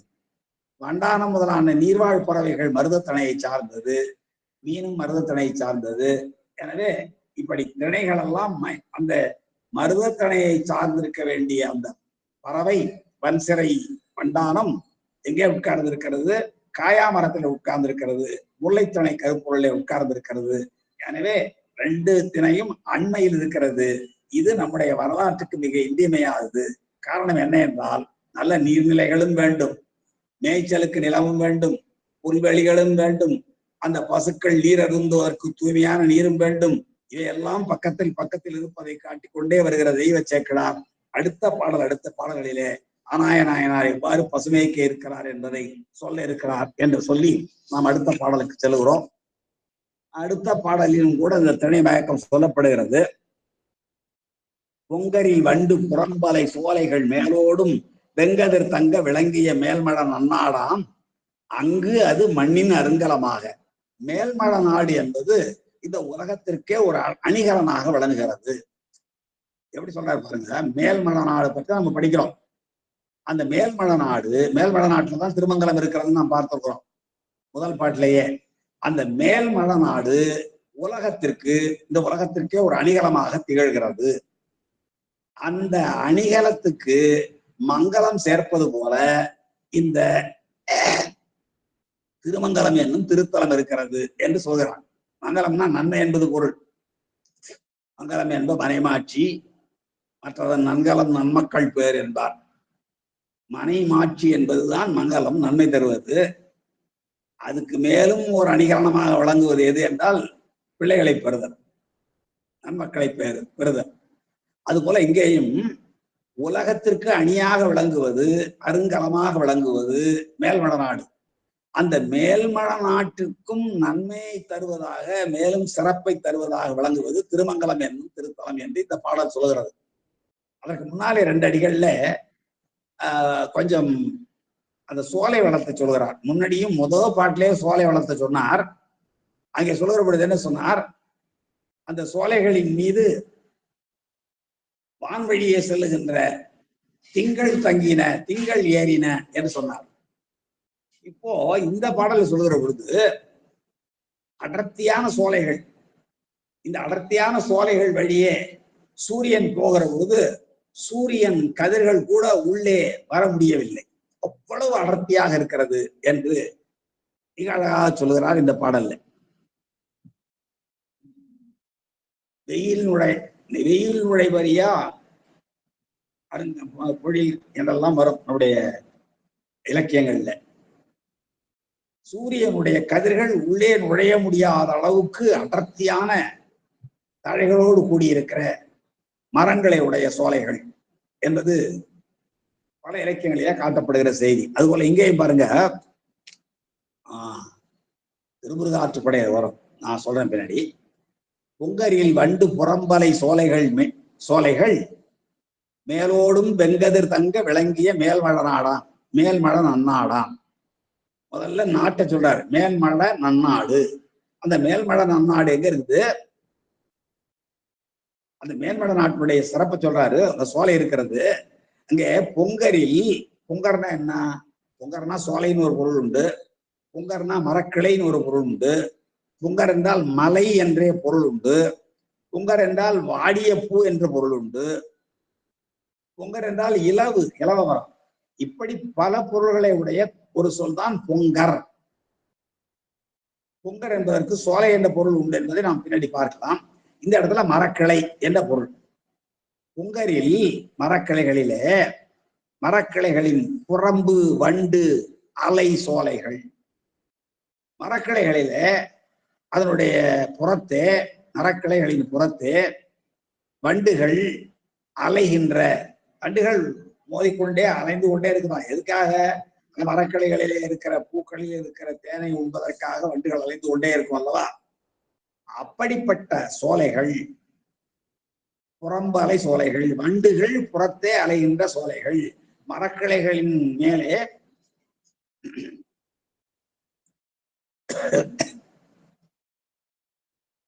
மரக்கிளைகளின் அண்மையிலே,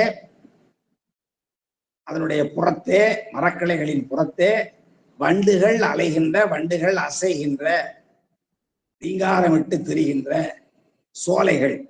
அந்த சோலைகள் மேல் ஓடும் வெங்கதிர், மேலோடும் வெங்கதிர் என்றால் மேலே சூரியன் போய்கொண்டே இருக்கிறான் அல்லவா, அவ்வாறு போய்கொண்டே இருக்கிற சூரியனுடைய வெப்பமான கதிர்கள் தங்க அந்த மரக்கிளைகள்ல தங்கிடுது. அது கீழே வர முடியல.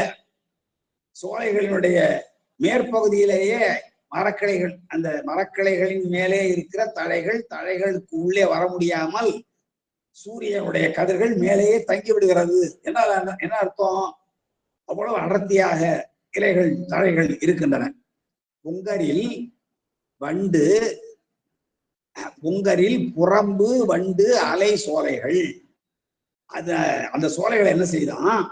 மேலோடும் வெங்கதிர் தங்க, மேலே ஓடிக்கொண்டிருக்கிற சூரியனுடைய வெப்பமான கதிர்கள் அந்த தலைகள் மேல் தங்கி விடுகின்றன என்றால் உள்ளே போக முடியல அர்த்தம். தங்க விளங்கிய, அவ்வாறு அடர்த்தியான சோலைகளை கொண்டு விளங்குகிற மேல்மழ நன்னாடு. மேல்மழ நாடு அது நல்ல நாடாம். அந்த நாட்டினுடைய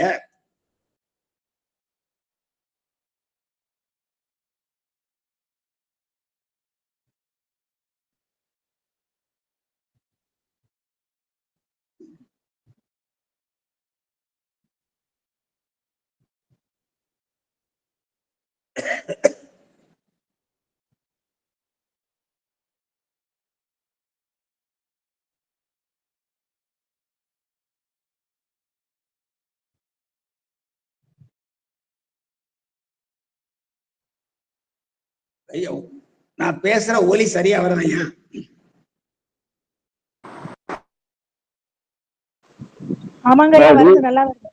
நல்லா கிடைக்குதியா? டிஎஸ்பி பேசுறேன், நல்லா கிடைக்குதியா? சரி சரி சரி சரி. அப்போ அந்த மரக்கிளைகளுக்கும் புறத்தே வண்டுகள் அலைகின்ற சோலைகள், அந்த சோலைகளுக்குள் வர முடியாமல் வானத்தின் மேல் ஓடிக்கொண்டிருக்கிற சூரியனுடைய வெப்பமான கதிர்கள் அந்த தழைகளின் மேலே, சோலைகளின் மேலே இருக்கிற தழைகளிலே தங்கி கொள்ளுகிற அளவுக்கு வளமான மேல்மழ நாடு. அந்த மேல்மழ நாடாம், நன்னாடாம். அங்க அது அது என்பது அந்த மேல்மழ நாடு. அது மண்ணின் அருங்கலமாக, மண் என்பது இந்த உலகம், இந்த உலகத்திற்கே அணிகலமாக விளங்குகிறது மேல்மழ நன்னாடு. அணிகலமாக விளங்க அதற்கே ஓர் மங்களமானது, அதற்கே ஒரு மங்களமானது. அது எப்படின்னா நம்ம மாற்றிக்கணும் கொஞ்சம் பொருள் செய்யறதுக்கு. பொங்கரில் வண்டு புறம்பலை சோலைகள் மேலோடும் வெங்கதிர் தங்க விளங்கிய மேல்மழ நன்னாடாம். அங்கு அது மண்ணின் அருங்கலமாக, அந்த மேல்மழ நன்னாடு என்பது இந்த உலகத்திற்கு அரிய அணிகலனாக விளங்க. அடுத்து பாருங்க, மங்களமாகிய வாழ்மூதூர், கடைசியில வந்துருங்க. மங்களமாகிய வாழ்மூதூர், மங்களமாகிய என்றால் திருமங்கலம் என்னும் இந்த திருத்தலம், ஆனாய நாயனார் உதயம் செய்த திருத்தலம் இருக்கிறதா, அது அந்த திருத்தலத்துக்கு பெயர் மங்களம், திருமங்கலம். அந்த திருமங்கலமாகிய வாழ்மூதூர், வாழ்மூதூர் வாழ்கின்ற வாழும் மூதூர், எல்லாரையும் வாழ்விக்கும் மூதூர். அது தொடர்ந்து அங்கே வாழ்கின்ற உயிர்களை எல்லாவற்றையும் வாழ்விக்கின்ற மூதூரானது எப்படி இருக்கிறதா?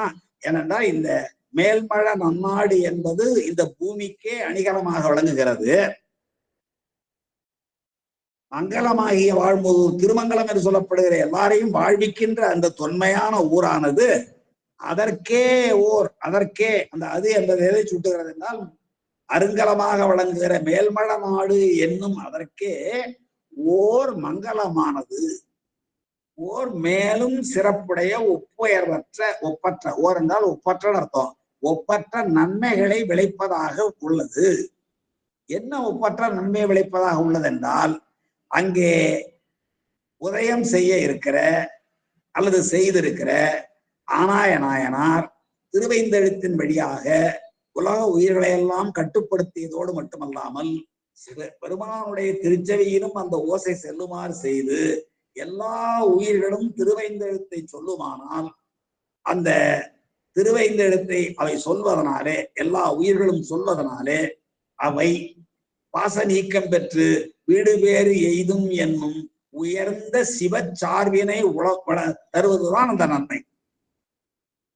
இந்த மங்களம் இருக்கு, அந்த முன்னாடி ஒரு மங்களம் இருக்கு பாருங்க, அந்த மங்களத்துக்கு நன்மை என்பது பொருள். அந்த நன்மை என்ற நன்மை என்றால் சிவச்சார்பு. எப்படி நீங்க மீண்டும் பாருங்க, பொங்கரில் வண்டு, பொங்கரில் புறம்பு வண்டு அலை சோலைகள் மேல் ஓடுகின்ற வெங்கதிர் தங்க விளங்கிய மேல்மழ நன்னாடாகிய அது மண்டினுக்கு அருங்கலம், இந்த பூமிக்கு அரிய கலனாக அணிகலனாக விளங்குகிறது. மங்களமாகிய வாழ்முதல் அடுத்த அடிக்கு போடுங்க, கடைசி அடிக்கு. மங்களமாகிய வாழ்முதல் என்றால் திருமங்கலம் என்று சொல்லப்படுகின்ற நம்முடைய ஆனாயனார் தோன்றுகிற தலம் அது. இந்த திருமங்கலம் என்று சொல்லப்படுகிற வாழ்மூதூர், எல்லாரையும் வாழ வைத்த மூதூர், வாழ வைக்கின்ற மூதூர், வாழ வைக்கும் மூதூர். எனவேதான் அதை வாழ்விக்கும் பதி என்று நான் சொன்னேன். அந்த வாழ்விக்கும் பதியானது அதற்கே ஓர் மேல 3ஆம் அடியில கடைசியில பாருங்க, அதற்கே என்பது மேல்மழ நன்னாடாம் என்ற அதற்கே ஓர் ஒப்பற்ற மங்களமாம், நன்மையையும் உயர்வையும் சிறப்பையும் தருவதாம். அப்ப அந்த திருமங்கலம் என்னும் ஊர் மேல்மழ நாட்டுக்கு நன்மையையும் சிறப்பையும் உயர்வையும் எதனால் தருகிறது என்றால், நம்முடைய ஆனாய நாயனார் அங்கே தோன்றுகிற ஆனாய நாயனார் திருவைந்தெழுத்தை திருக்குழல் வாசனை வழியாக சிவபெருமானுடைய திருச்செவியில் சேருமாறு இசைக்கின்றார். அதனாலே அந்த திருவைந்தெழுத்தினுடைய பெருமையை உயிர்கள் உணர்கின்றன. திருவைந்தெழுத்தை உணர்வதனாலே, சொல்லுவதனாலே பாச நீக்கம் பெற்று சிவப்பேறு எய்துவிக்கும் என்ற ஒரு பெரிய நன்மையை தருவதனாலே அதற்கே ஓர் மங்களமானது என்று நம்முடைய தெய்வ சேக்கரார் குறிப்பிடுகிறார். இந்த மரங்களுக்கு இடையே சூரியனுடைய கதிர்கள் புகாத அளவுக்கு அடர்ந்த காடுகளை பற்றிய, அடர்ந்த சோலைகளை பற்றிய இலக்கிய செய்திகள் நிரம்ப உண்டு. ஞானசம்பந்தர் தேவாரத்தில் நிறைய இடங்கள்ல பார்க்கலாம். திருமுருகாற்றுப்படையில ஒரு அடி, இருள்பட பொதுளிய பராரை மராத்து என்று வரும். இருள்பட பொதுளிய, அப்படியே கீழ்ப்பகுதியெல்லாம் இருட்டு நிறைஞ்சிருக்கிற மாதிரி விலகுகிற பராரை பருத்த அடிப்பகுதியுடைய மராத்து செங்கடம்ப மரங்கள் நிறைந்திருக்கிற என்று திருமுருகாற்றுப்படையில ஒரு அடி வரும். அதுபோல இந்த பொங்கர் என்ற சொல்லுக்கு நான் பல பொருள் சொன்னேன். ஒன்று மரக்கிளை, இந்த பாட்டுல பார்க்கிறோம். பொங்கர் என்றால் சோலை என்பது ஒரு பொருள் உண்டு. பொங்கர் என்ற சொல்லுக்கு சோலை என்ற பொருள் உண்டு. பொங்கர் என்ற சொல்லுக்கு மலை என்ற பொருள் உண்டு. வாடிய பூ என்ற பொருள் உண்டு. இலவு என்ற பொருள் உண்டு. இப்படி பல பொருள்கள் உண்டு.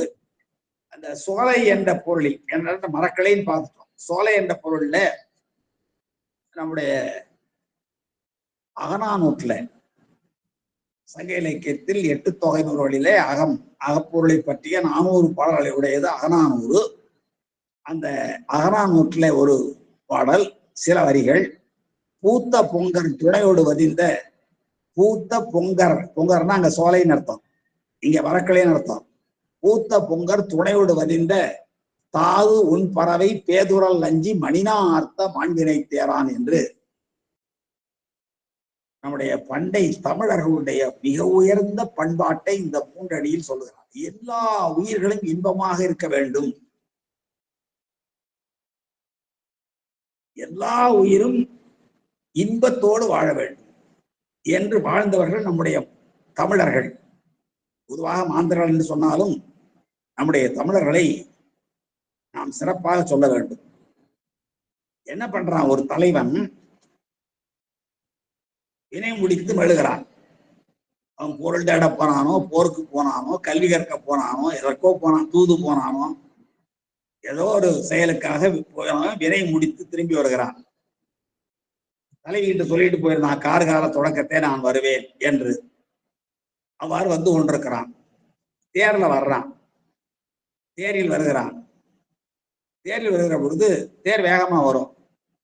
நம்ம தேர்னா நீங்க ஆழித்தேர் போன்ற பெரிய தேர்களை நினைத்துக் கொள்ளக்கூடாது. ஒருவர் மட்டுமே வருகிற குதிரைகள் பூட்டிய தேர்.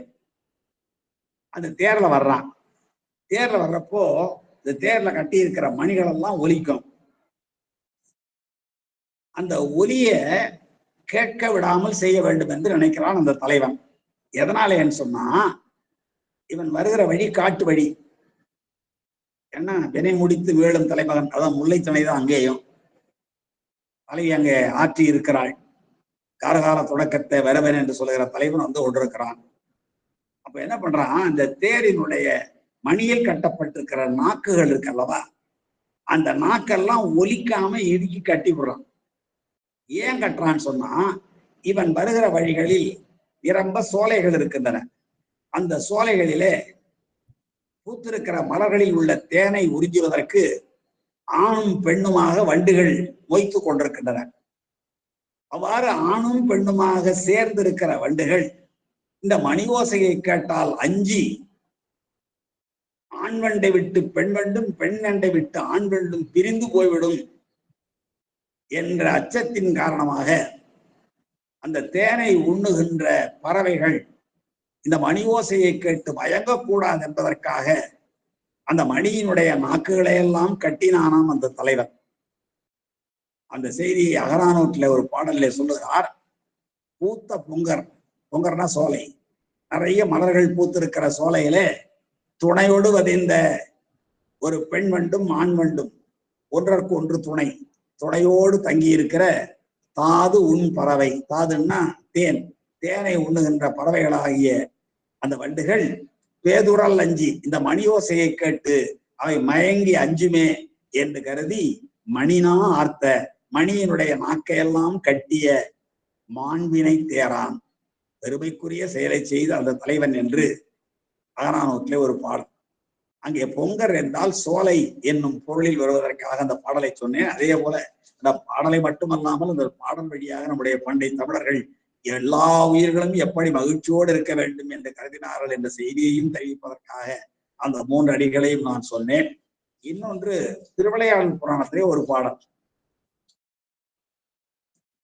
தென்றல் காற்று வீசுகிறது, அந்த தென்றல் காற்றை ஒரு மாணவனோடு ஒப்பிட்டு பாடுகிறார் நம்முடைய பரஞ்சோதி முனிவர்.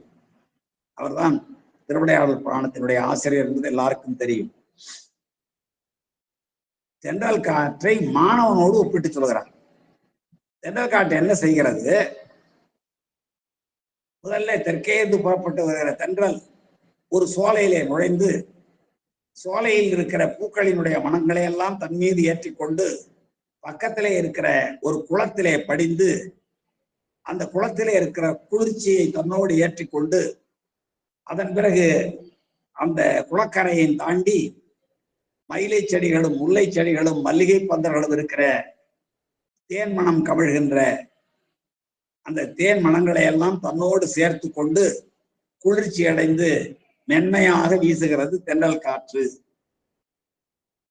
இது எப்படி இருந்தது என்று சொன்னால், எங்கெல்லாம் கலைகள் இருக்கின்றதோ கலைகள் இருக்கின்றனவோ அந்த கலைகளை கற்பதற்காக 64 கலைகள் நமக்கு தெரியும், ஆய கலைகள் 64.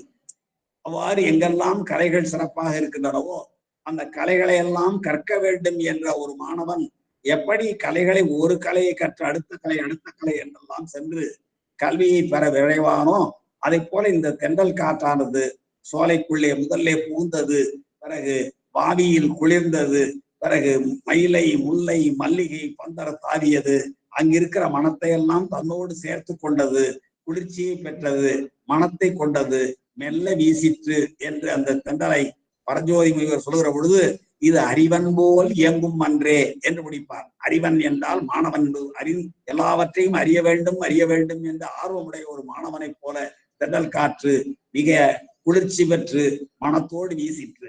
அதே போல மாணவன் எங்கெல்லாம் கலைகள் இருக்கிறதோ அங்கெல்லாம் தேடி தேடி சென்று இது மயிலை பந்தலிலும் முல்லை பந்தலிலும் மல்லிகை பந்தலிலும் தாவி அங்கிருக்கிற மனத்தை தன்னோடு சேர்த்து கொண்டு குளிர்ச்சி குளங்களிலே பெற்று மென்மையாக வீசுவதை போல ஒரு மாணவன் இயங்க வேண்டும் என்ற செய்தியை பரஞ்சோதி முனிவர் திருவிளையாடல் புராணத்தை ஒரு பாடலிலே சொல்லி காட்டுவார். அங்கே பொங்கர் என்றால் சோலை என்பது பொருள்.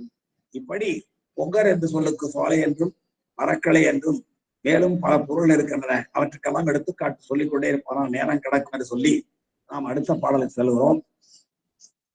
8வது பாடல்.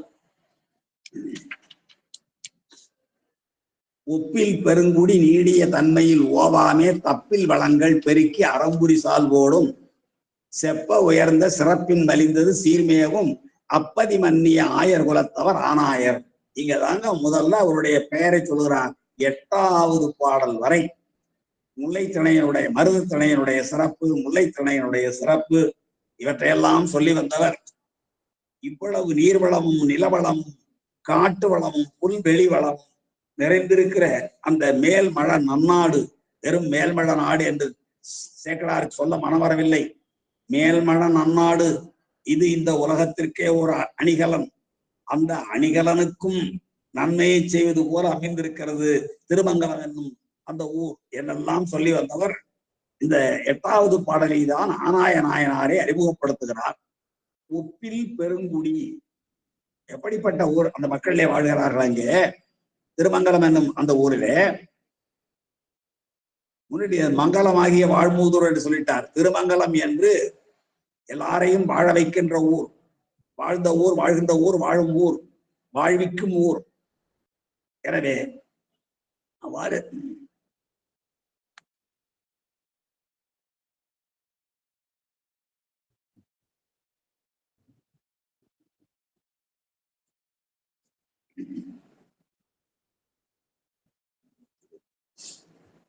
அப்படி மங்களமாகிய வாழ்மூதூராகிய அந்த ஊர்ல வாழ்கின்ற குடிமக்கள் எல்லாம் எப்படி இருக்கிறார்கள்?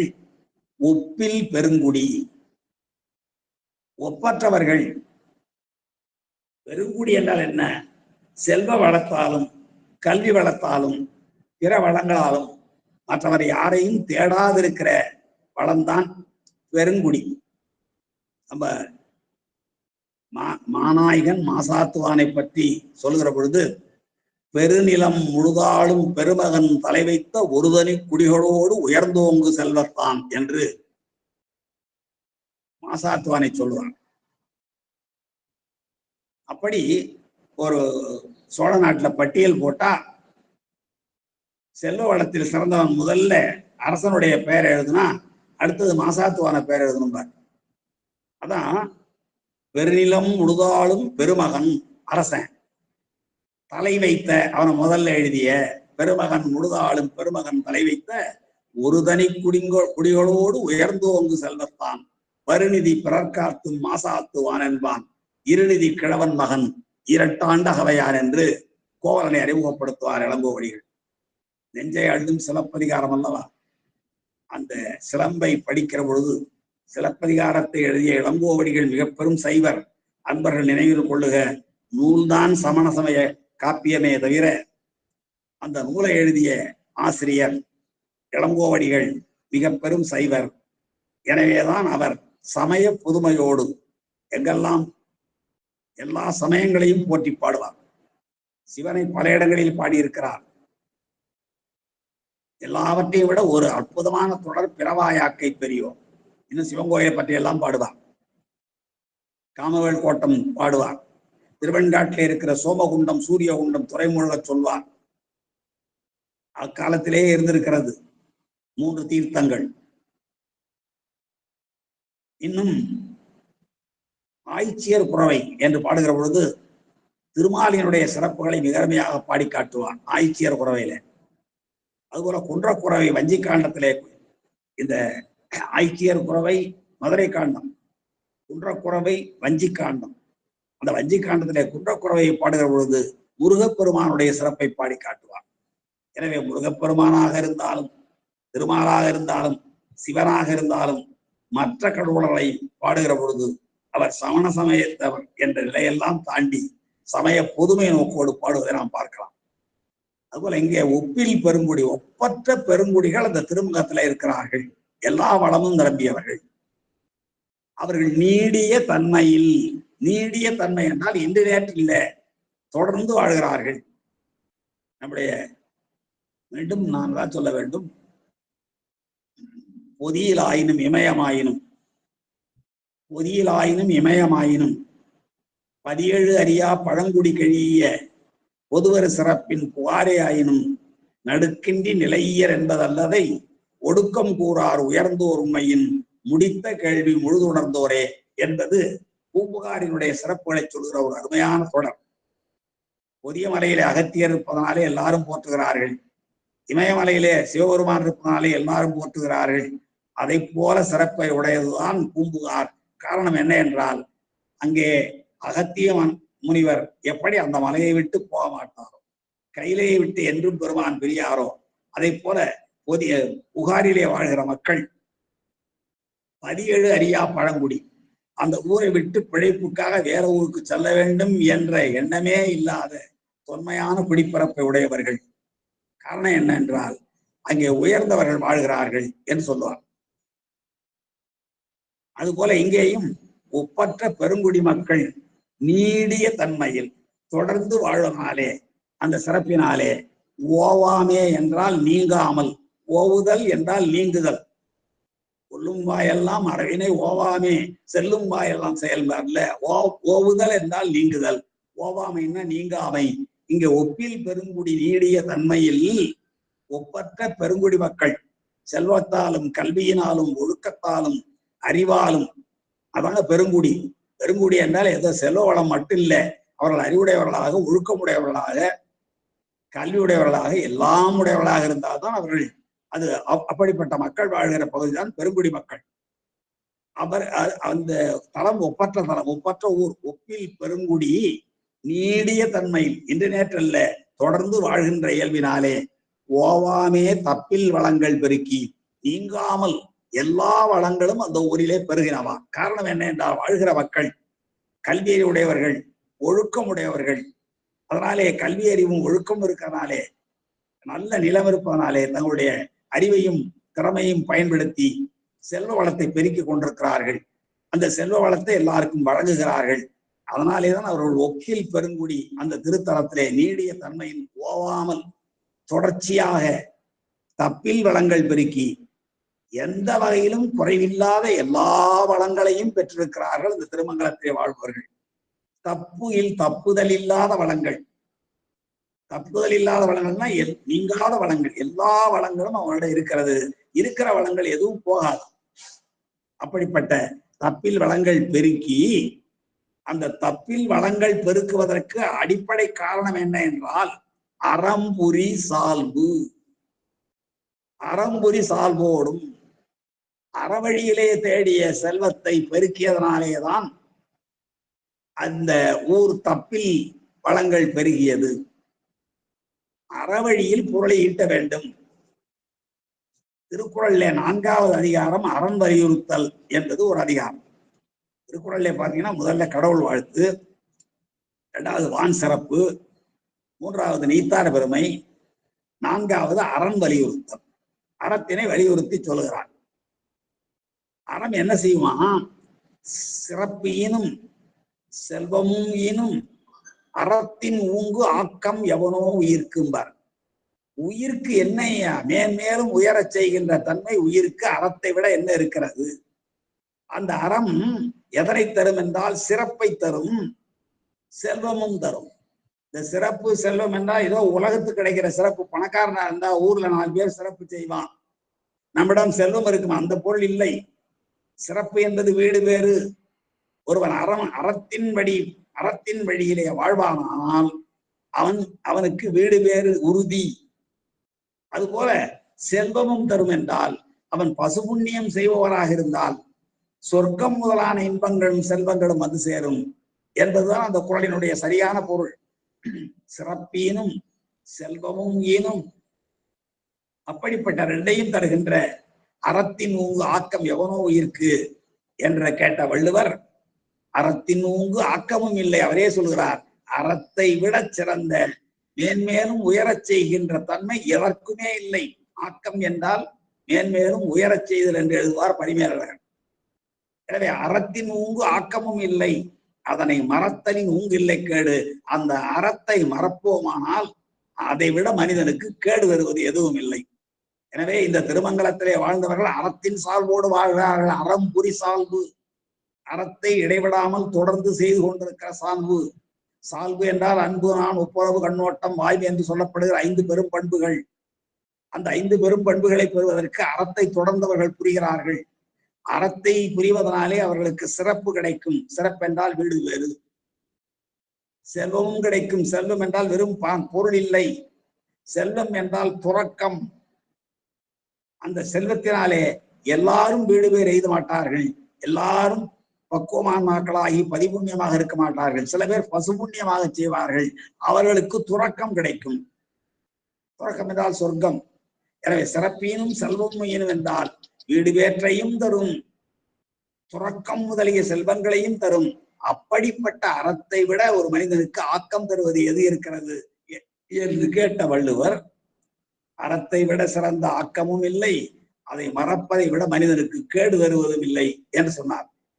இப்படிப்பட்ட மக்கள், இந்த ஊரில வாழ்ந்த மக்கள் இந்த குறளுக்கெல்லாம் நல்ல இலக்கியமாக வாழ்ந்திருக்கிறார்கள். இன்னும் ஒல்லும் வகையால் அறவினை ஓவாதே செல்லும்பாயெல்லாம் செயல் என்றும் வள்ளுவர் சொல்வார். அதோடு மட்டுமல்ல, ஒரு மனிதனுக்கு இன்பம் எதனாலே கிடைக்கும் என்றால் அறத்தான் வருவதே இன்பம். அறவழியில் பொருளீட்டுவதனாலேதான் இன்பம் வரும். நம்முடைய வாழ்க்கையை நாம் பார்க்கிறோம். தவறான வழியில் பொருள் தேடுபவர்கள் தவறான வழியில் அழிந்து போகிறார்கள். அறத்தின் வழியில் பொருளீட்டுபவர்கள் காலங்காலமாக அந்த நீடு பாருங்க, நீடிய தன்மையில் ஒப்பில் பெருங்குடி நீடிய தன்மையில் ஓவாமே தப்பில் வளங்கள் பெருக்கி, கொஞ்சம் கூட தவறல் இல்லாத எல்லா வளங்களும் பெருக்கி அறம்புரி சால்வோடும் அந்த அறத்தின் வழியிலே இடைவிடாமல் அறத்தை செய்து அதன் வழியிலே பொருள் தேடுகிற அந்த உயர்ந்த பண்போடும் செப்ப உயர்ந்த சிறப்பின் மலிந்தது. செப்ப உயர்ந்த இப்படிப்பட்ட மக்கள் வாழ்வதற்குரிய இடம் எங்கு உலகத்திலே இருக்கிறது என்று சொன்னால், எடுத்துக்காட்டாக இந்த ஊரை செப்பலாம். செப்புதல் என்றால் சொல்லுதல். செப்ப உயர்ந்த சிறப்பின் மலிந்தது, எடுத்துக்காட்டாக சொல்லும்படி சிறப்பாக உடையது அந்த திருமங்கலம் என்னும் திருத்தலம்.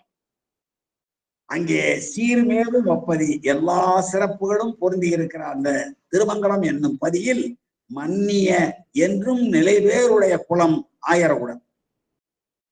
மன்னிய ஆயர் குலத்தவர் ஆனாயர்.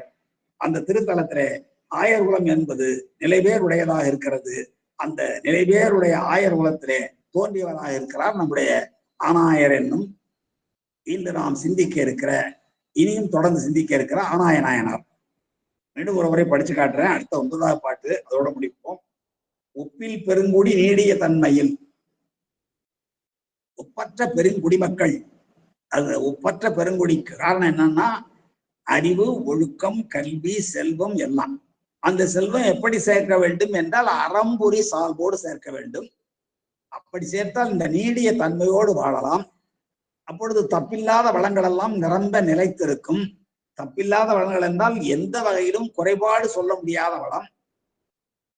அந்த ஊரை அடிச்சு இந்த ஊருக்காரன் வாழலாம் என்றெல்லாம் சொல்ல முடியாது. ஆனால் இப்படி பல ஊர்கள், பல நாடுகள் உலகத்தில் இருக்கின்றன. ஒரு நாட்டை அடித்து இன்னொரு நாடு வாழ்வு, ஒரு ஊரை அடித்து இன்னொரு ஊர் வாழ்வு. அதெல்லாம் இல்லாமல் எல்லா வளங்களும் எந்த குறையும் இல்லாமல் பெருக்கி அறம்புரி சால்வோடு அறத்தை தொடர்ந்து இடைவிடாமல் செய்து கொண்டிருக்கிற அந்த சால்வினோடு செப்ப உயர்ந்த சிறப்பு. அதற்கு எடுத்துக்காட்டாக ஒரு ஊர் சொல்ல வேண்டும் என்றால், செப்ப என்றால் சொல்ல என்பது பொருள். எடுத்துக்காட்டு சொல்ல வேண்டும் என்றால் அறம்புரி சால்வோடு வாழ்கின்ற ஊர் உண்டா? ஒப்பில் பெருங்குடி நீடிய தன்மையில் ஓவாமே தப்பில் வளங்கள் எல்லாம் பெருகி இருக்கின்ற ஊர் ஒன்று உண்டா என்று கேட்டால் செப்ப உயர்ந்த சிறப்பை உடையது, எடுத்துக்காட்டாக சொல்லத்தக்க சிறப்பை உடையது. அதுவும் சிறப்பு மலிந்தது. மலிந்தது என்றால் நிரம்பியது என்பது பொருள். நிறைந்தது.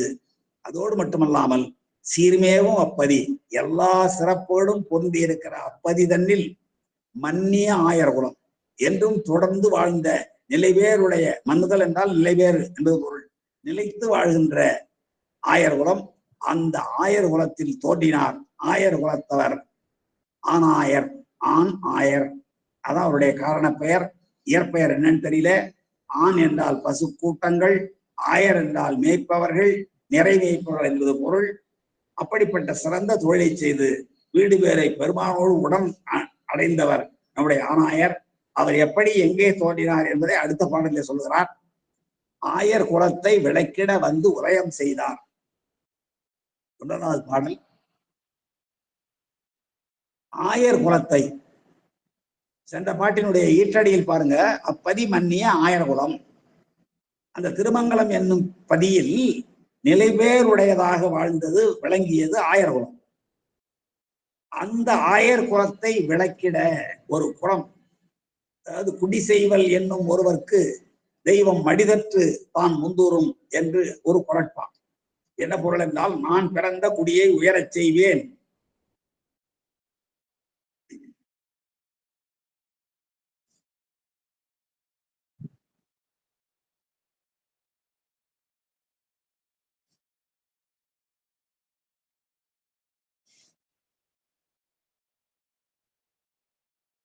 நான் பிறந்த குடியை உயரச் செய்வேன் என்று எவர் ஒருவன் முயற்சியை மேற்கொள்கிறானோ, குடி செய்வல், நான் பிறந்த குடியை உயரச் செய்வேன் என்று எவன் ஒருவன் முயற்சியை மேற்கொள்கிறானோ அவனுக்கு தெய்வம் மடிதற்று தான் முந்தூறும் என்றார். அவனுக்கு தான் தெய்வம் என்ன பண்ணுமா, வேட்டியை வரிஞ்சு கட்டிட்டு துணை செய்யுமா. அப்ப முயற்சி இல்லாதவனுக்கு, ஆழ்வினை இல்லாதவனுக்கு இறைவன் துணை செய்ய மாட்டான். அப்போ முயற்சி என்பது மிக இன்றியமையாது, ஆழ்வினையுடமே இன்றியமையாது. அதான் இங்க ஆயர் குலத்தை விளக்கிட வந்து உதயம் செய்தார் நன்றாக பார்க்கணும். உதயம் செய்தார் மிக இன்றியமையாத தொடர். அப்படியே கோமலையா அவர்கள் குறிப்பிடுவார்கள், 7 பேர் அவதாரம் செய்தார் என்று. அவதரித்தவர்கள் 7 பேர், நமக்கு தெரியாது. ஞானசம்பந்தர், நாவுக்கரசர், நம்பியாரூரர் சுந்தரமு சுவாமிகள், பெரன்மிண்டர், ஆனக்கஞ்சாரர், ஏர்கோன் கலிக்காமர், கலியநாயனர். ஆக இந்த 7 பேரும் சேக்கிழார் அவதாரம் செய்தார்கள் என்று குறிப்பிடுவார். இந்த 7 பேரை மட்டும்தான். மற்றவங்களை வந்தார், இருந்தார், போனார்னு சொல்லிட்டு போவார். அதே மாதிரி 7 பேரை உதயம் செய்தார் என்று சொல்கிறார். உதயம் செய்ததால என்ன பயன் என்றால், இந்த உலகத்தில் தங்கிய இருள் 2 தொடக்கத்திலேயே நம்முடைய இந்த நூல் ஏன் செய்யப்பட்டது என்பதற்கான காரணத்தை தெய்வ சேக்கிழார் குறிப்பிடுகிற பொழுது, இந்த உலகத்தில் இருக்கின்ற இருள் 2, ஒரு இருள் புற இருள். அந்த புற இருளை சூரியன் போக்கிவிடும். நம்மை அகத்தே சார்ந்து நின்ற ஒரு இருள் இருக்கிறது, ஆணவம். அந்த ஆணவம் ஆகிய அக இருளை போக்குவது இந்த நாயன்மார்களுடைய வரலாறு ஆகிய இந்த நூல் என்று திருத்தொண்டர் புராணம் என்பான் என்று தொடக்கத்திலேயே நம்முடைய தெய்வ சேக்கிழார் சொல்லிவிடுவார். எனவே இந்த இருளை போக்க வேண்டும் என்றால் ஒளி வர வேண்டும். ஒளி வர வேண்டும் என்றால் உதயம் வேண்டும். சூரியன் உதைத்தால், சூரியன் உதயமானால் உலகத்தில் புறத்தே சூழ்ந்திருக்கிற இருளகரும். அதுபோல இந்த நாயன்மார்கள் உதயம் செய்ததனாலே நம்முடைய அகத்திருளாகிய ஆணவம் நீங்கி பாசநீக்கம் பெற்று நாம் சிவப்பேறு எய்த முடியும். அதுபோல ஒரு 7 பேரை சொல்றாரு. நீங்க 7 பேருடைய வரலாறையும் ஒப்பிட்டு பார்ப்பீர்களானால் மிகச்சிறந்த தொண்டர்களாக விளங்குகிறார்கள். எப்படி அந்த அவதாரம் செய்தவர்கள் மிகச்சிறந்தவர்களாக காட்டப்படுகிறார்களோ, அதே போல இந்த உதயம் செய்தவர்கள் பார்க்கிற பொழுது, இந்த பாடலை நான் படிச்சு முடிச்சிடுறேன், பிறகு சொல்றேன். ஆயர் குலத்தை விளக்கிட வந்து உதயம் செய்தார். ஒரு குலம் விளங்குவதற்கு இவருடைய தொண்டு சிறப்பாக விளங்கிற்று. இவர் என்ன செய்கிறார்? தூய சுடர் திருநீர் விரும்பும் தொழும்புள்ளார். தூய நீர், சுடர் திருநீர், நீட்டினுடைய சிறப்பு எல்லாம் நம் அந்த திருப்பதிகம், திருநீற்று திருப்பதிகத்துல படிச்சிருக்கிறோம். சுத்தமாவது நீர், தூய்மை செய்வது நீர், காண இனியது நீர், கவிதை தருவது நீர், அதெல்லாம் இங்க வருது பாருங்க. தூய சுடர் திருநீர் விரும்பும் தொழும்புள்ளார். அப்படிப்பட்ட ஒரு தொண்டு புரிபவரில் ஆர்வமுடையவராக இருக்கிறார். இவருடைய தொண்டு எப்படி இருக்கிறது? வாயினில் மெய்யில் வழுத்து மனத்தில் வினைப்பாலில் பேயுடனாடும் பிரானடி அல்லது பேணாதார். பேயுடனாடும் பிரான் நம்முடைய பெருமான். அவருடைய திருவடியை தவிர வேற எதையும் சிந்திக்காதவர். இப்ப இவர் உதயம் செய்தார் சொல்றாரு. இவர் உதயம் செய்ததுனால என்ன ஆச்சுன்னு கேட்டீங்கன்னா, இவர் வேங்குழல் வாசனை வழியாக திருவைந்தெழுத்தை வாசித்தார். அது இந்த உலகத்தை எல்லாம் கட்டி போட்டது. சராசரங்கள் எல்லாம் நின்றன, நமக்கு தெரியும். பானுலகத்தில் இருந்தெல்லாம் தேவர்கள் வந்தார்கள். தேவ மகளிர் வந்தார்கள். பெருமானே விரைந்து வந்தார். இன்னின்ற நிலையே நம்பால் அணுக என்று அழைத்து போறாரு. அப்போ இந்த திருவைந்தெழுத்தை சொல்லுவதனாலே இப்படிப்பட்ட ஒரு பேரு கிடைக்கும் என்பதை இந்த உலகத்துக்கு சொல்லி அதன் வாயிலாக நம்முடைய மன மாசாகிய அழுக்குகளை, ஆணவத்தை, இருளை அகற்றியதனாலே இவரை உதயம் செய்தார் என்று சொல்லுகிறார். மற்ற 6 பேரை நான் சொல்லிடுறேன். அருள் கூர்ந்த அன்பர்கள் அவருடைய வரலாற்றை நீங்கள் பார்ப்பீர்களானால் நிச்சயமாக இந்த அநாய நாயனாரை போல அவர்களும் நம்முடைய பாச நீக்கத்துக்கும் சிவப்பேற்றுக்கும் காரணமாக விளங்கி இருக்கிறார்கள். இன்னொருவர் 2வது சண்டேச நாயனார். அவர் என்ன பண்ணாரு? சிவலிங்க ஸ்தாபனமே பண்ணாரு. சிவலிங்க ஸ்தாபனம் பண்ணி சிவ பூஜை செய்தால் நிச்சயமாக சிவப்பேறு கிட்டும், பாச நீக்கம் உண்டாகும், சிவப்பேறு கிட்டும் என்பதற்கு அந்த சிவ வழிபாடு, சிவ பூஜை மிக இன்றியமையாது என்பதை உலகத்திற்கு காட்டியவர் சண்டேச நாயனார். இன்னொருவர் திருச்சங்கமங்கையில உதித்த இந்த சாக்கிய நாயனார். அவர் என்ன பண்ணாரு? இந்த சைவ சமயத்துக்குள்ள அடிப்படை கோட்பாடுகள் என்னங்கிறத கட்டார். செய்வானும் அது பயனும், செய்விரையும் செய்வானும் அதன் பயனும் கொடுப்பானும் உய்வையால் பயன் 4 இத சைவன் தான் சொல்லுது என்று உலகத்துக்கு எடுத்து காட்டி நிகழ்குறியாக விளங்குகிற சிவலிங்க வழிபாடு இன்றியமையாது என்பதை உணர்த்தி அதன் வாயிலாக பாச நீக்கத்துக்கு வழிகாட்டியவர். அதனாலதான் அவருக்கு பழ அடிமை பாங்கருடினார் சிவபெருமான். ஒவ்வொருத்தரும் பாருங்க, இவர் என்னோட வான அழிச்சு போனாரு. அது போல சண்டேச நாயனாரை நீ உனக்கு உள்ள உன்னுடைய தந்தையை நீ இழந்து விட்டதனாலே அடுத்த தந்தை நான் தான் உனக்கு என்று பெருமான் சொன்னார். அதோடு மட்டுமல்லாமல் சண்டீசன் என்னும் பதம் தந்தார். உண்டகலமும் உடுப்பனவும் சூடுவனவும் பிறவும் எல்லாவற்றையும் தந்தார் என்று நம்ம அங்க பார்க்கிறோம். இன்னொருவர் 3 பேர் சொல்லிட்டேன். 4வது கலிக்கம்பர். எல்லா உறவுகளையும் துச்சமாக மதித்தவர். தன்னுடைய மனைவியாருடைய கையை வெட்டுவதற்கு மனைவி என்றெல்லாம் பார்க்கல. காரணம் என்னன்னா, சிவத்தொண்டுல தவறியவர்களை தாக்குகிற, அது தன்னுடைய மனைவியாக இருந்தாலும் அந்த உறவெல்லாம் அவர் பார்க்கல. அதான் இங்க அவரை சொல்லுகிற பொழுது, அற்றை கண்டு தூங்கானை மாடத்து அமர்ந்தார் அடித்தொண்டு பற்றி பணிசை கலிக்கம்பர் என்பார். மற்றோர் பற்றில்லார், மற்றோர் பற்றில்லார். அவர் வேற எந்த பற்றுமே இல்லாதவர். எனவேதான் அவரை உதித்தார் என்று சொன்னார். இன்னொருவர் திருக்கடவுரிலே உதித்த காரிநாயனார். அவர் தெரியும் உங்களுக்கு, பல சிவாலயங்களை கட்டினார். அவர் சம்பாதித்த சொத்துக்களை எல்லாவற்றையும் மன்னர்களை மீது கோவை பாடினார். அவர்கள் நிரம்ப பொருள் கொடுத்தார்கள். அதையெல்லாம் அடியார்களுக்கு வழங்கினார். ஆலயங்கள் எடுப்பித்தார். தன்னுடைய சொந்த செலவாக எதையும் கொள்ளவில்லை. அங்கேயும் ஆலயங்கள் எடுப்பித்தல். சிவ பூஜை செய்வது ஒருவர், சிவாலயங்களை எழுப்பது ஒருவர். இவையெல்லாம் சிவப்பேற்றுக்கு வழி என்பதற்கு இவர்களெல்லாம் காரணமாக இருப்பதனாலேதான் இவர்களை மட்டும் உதித்தார், உதயம் செய்தார் என்று சொல்கிறார். அதுபோல கோட்புலி நாயனார். அவர் என்ன பண்ணார்? நெற்கூடுகளை வச்சுட்டு, இது திருவரையாக்களி, இது பெருமானுக்கு மட்டுமே படையலுக்குரியது, இதை வேற யாரும் எடுத்தால் அவர்களெல்லாம் தண்டிக்கப்படுவார்கள், திருவரையாக்களி என்று சிவபெருமான் மீது ஆணையிட்டு சென்றவர். இன்னொருவர் அவர் கோட்புலி நாயனார். இன்னொருவர் 7ஆம் அவர் நம்முடைய கோச்சங்கல் சோழ நாயனார். சிவபெருமானுக்கு யானை முகா கோயில்கள் பல எடுப்பித்தவர். 70 8 கட்டார் என்று வைஷ்ணவம் கூட சொல்லுகிறது. இப்படி இந்த 7 பேரும் உதயம் செய்தார்கள் என்று சொன்னால், அவர்கள் உதிப்பதனாலே உலக உயிர்கள் உள்ளத்திலே இருக்கிற ஆணவ மலை இருள் நீங்கி, பாசம் நீங்கி, சிவப்பேறு கிட்டுவதற்கு ஒளி காட்டுகிறார்கள், விளக்குகிறார்கள் என்பது பொருள். இந்த பாடல் 9வது பாடல் நிறைவு பெறவில்லை. நான் மீண்டும் அடுத்த வகுப்பில் இந்த 9வது பாடலிலும் தொடங்குகிறேன். காரணம் என்ன என்றால், இவருடைய தொண்டு என்பது மனம் மொழி மேகலால் ஆகிய தொண்டாக இருக்கிறது. அந்த தொண்டை செய்கின்ற இவர் எப்பொழுதும் சிவபெருமானுடைய திருவடி தொழில் ஆணிரை வைப்பதாக இருந்தாலும் சிவனுடைய திருவடியை தவிர வேற எந்த சிந்தனையும் இல்லாதவராக இருந்தார் என்பதை நாம் வருகின்ற வாரம் அடுத்த வகுப்பிலே சிந்திக்கலாம் என்று சொல்லி, இந்த 8 பாடல்கள் வரை 9வது பாடல் இன்று நான் நடத்தவில்லை என்றே நீங்கள் கொள்ளலாம்.